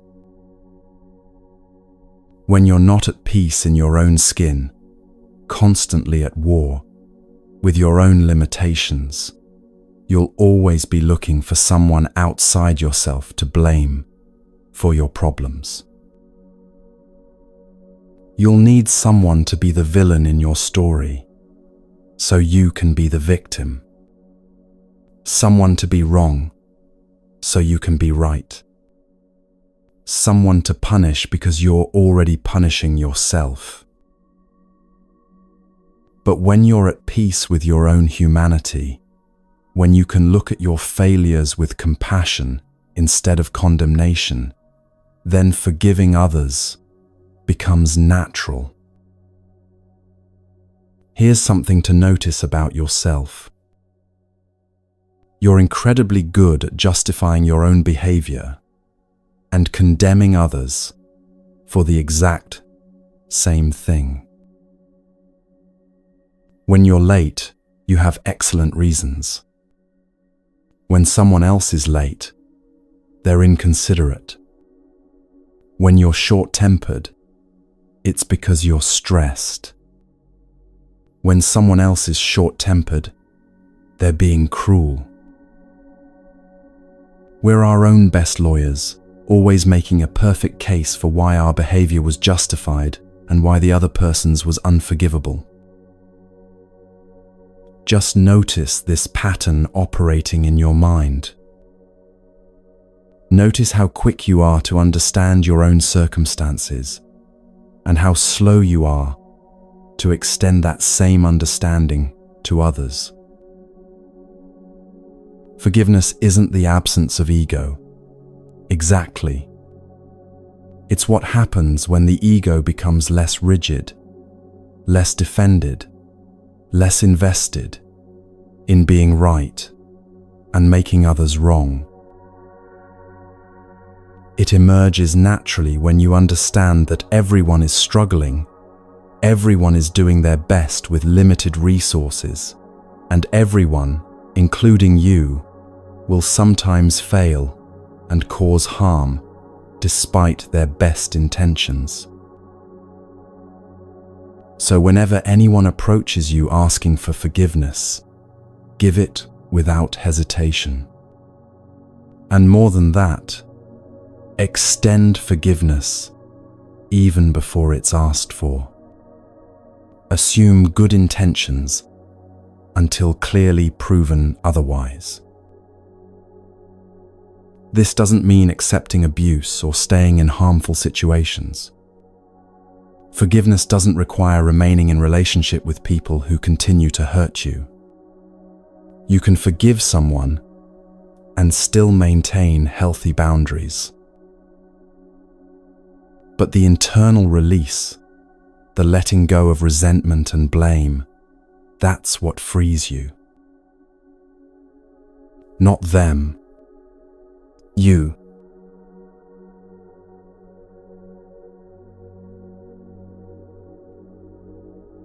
There's a way of understanding what feels like an attack that completely shifts how you experience it.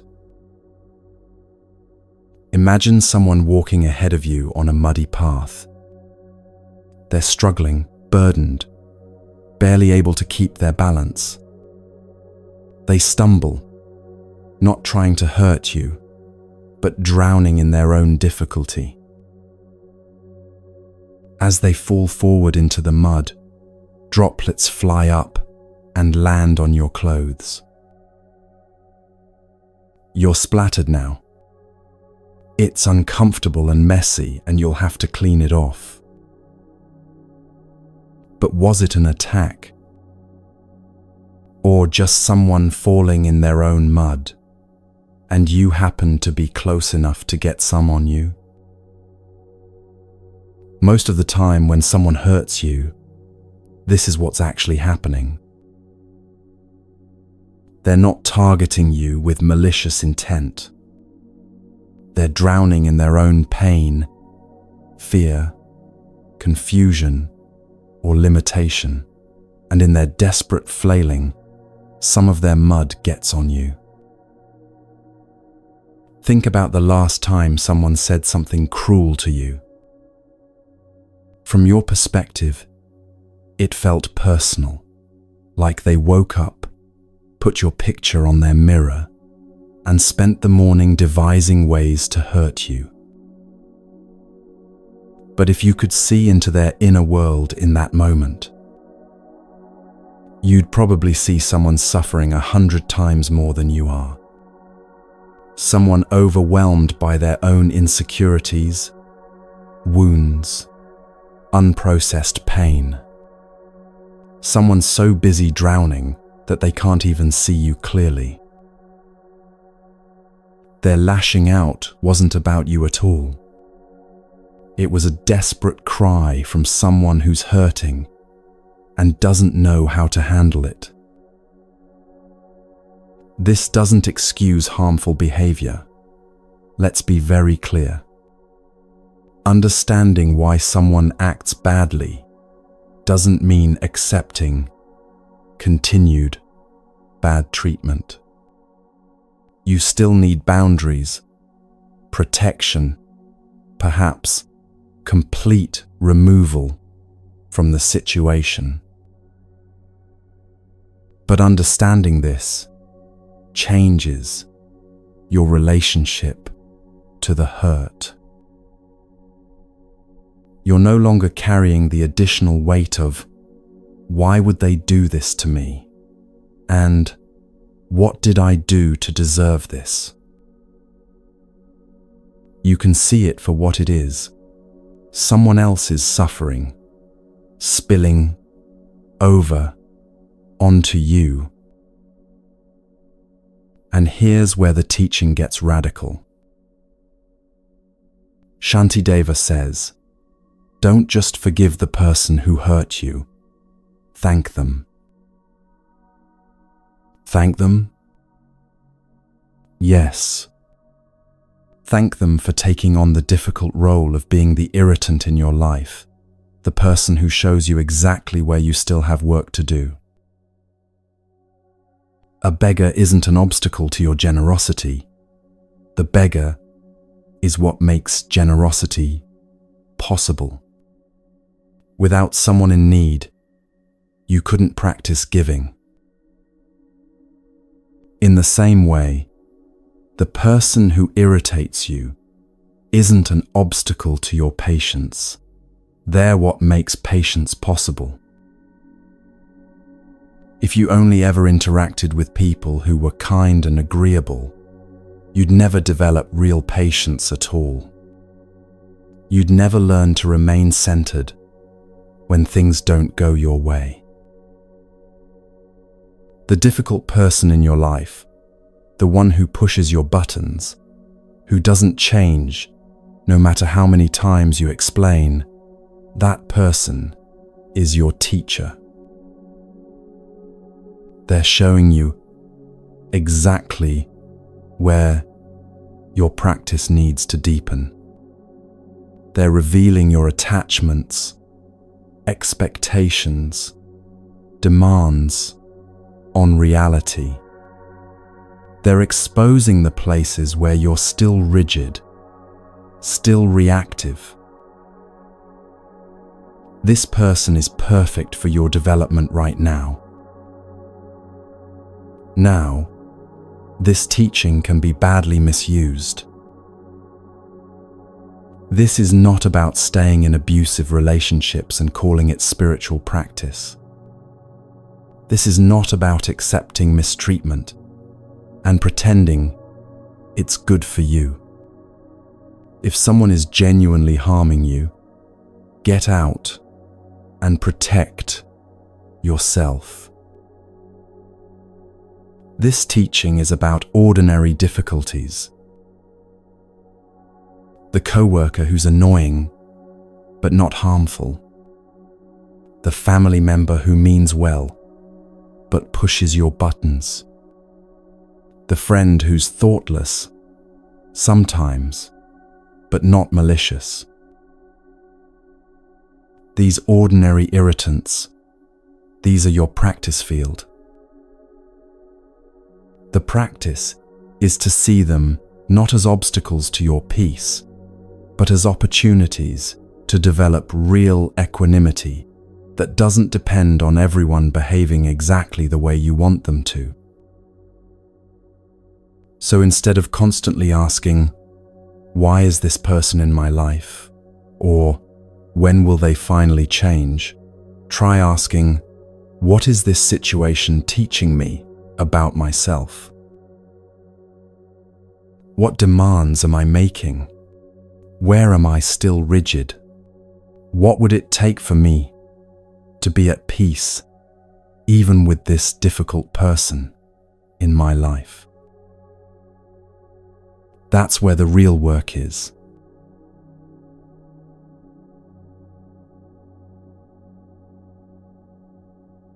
Here's something worth examining in your own experience. When clouds ruin your picnic, you don't get angry at the clouds. When a baby cries on an airplane, you might be irritated by the noise, but you don't feel personally attacked by the infant. So what's the difference between these situations and when a person does something that bothers you? The difference is attributed intentionality. For you to feel justified in your anger, for that finger of blame to really point, you need to believe that someone chose to hurt you on purpose. That they could have acted differently and deliberately decided not to. Without that attribution of intention, the anger doesn't quite stick. So here's the question to ask yourself when you're hurt or angry. Are you sure they meant to harm you? Really sure? Or is it possible they were clumsy rather than cruel? Unconscious rather than malicious? Caught up in their own pain rather than plotting against you? What if they're more like the clouds than you think? Just doing what clouds do, being shaped by forces they don't fully control, raining on your parade, not because they have anything against you personally, but because that's what's happening right now in their weather system. The freedom comes in questioning the story you're telling about their intentions. Maybe they did mean harm. Sometimes people do act from spite or malice. But more often, much more often, people are just stumbling through their own lives, causing collateral damage as they go, not because they're evil, but because they're struggling and limited and human. When you can release the story that they're deliberately targeting you, when you can see them as just another person drowning in their own difficulty, the hurt becomes simpler. Not gone. It might still be there, but lighter, less personal, easier to release. Just this questioning, are they really trying to hurt me, or are they just being human, can shift everything.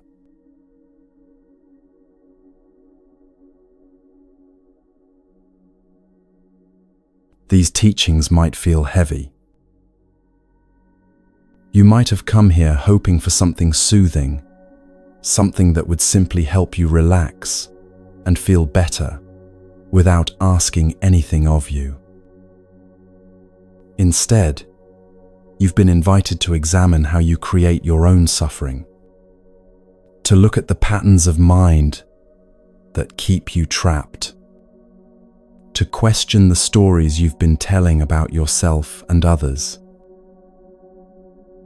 You came for peace, someone once said to a teacher, and you're telling me I need to change everything. The teacher responded, "This is the path to peace, not temporary comfort that fades when circumstances change, but real freedom." These teachings might fall like lead. They might feel like too much. But here's what's important to understand. You don't need perfection. You don't need to achieve instant enlightenment or become someone completely different overnight. You just need willingness to see things a little differently. Willingness to notice when you're carrying unnecessary weight and consider setting it down. Willingness to catch yourself in complaint and ask if it's helping. Willingness to question whether people really meant to hurt you or were just struggling in their own way. One insight carried forward changes your trajectory. Even if you only remember one thing from these hours together, even if only one teaching lands and sticks, that one shift in perspective can ripple through your entire life. Remember the bird with stones tied to its feet? It doesn't need to remove all the stones at once to start flying. Even releasing one stone makes the next attempt at flight easier. You don't have to transform completely. You just have to take one step toward releasing what you don't need to carry. That's enough. That's more than enough. The bird can fly when the stones are released, and you can find peace when you stop fighting reality and learn to let go. Welcome home to yourself, to this moment, to the freedom that's been here all along, waiting for you to stop carrying what you never needed to carry in the first place. The path is open. You've already begun.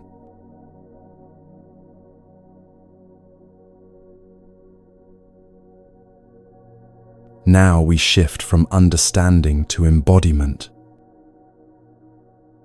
What we've explored together in words needs to become lived experience, not through force, but through gentle practice. In a moment, we'll spend about 15 minutes together in silence, you in your space, wherever you are in the world, and these words as a guide.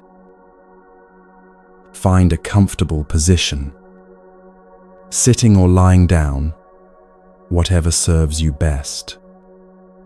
Let your eyes close if that feels right.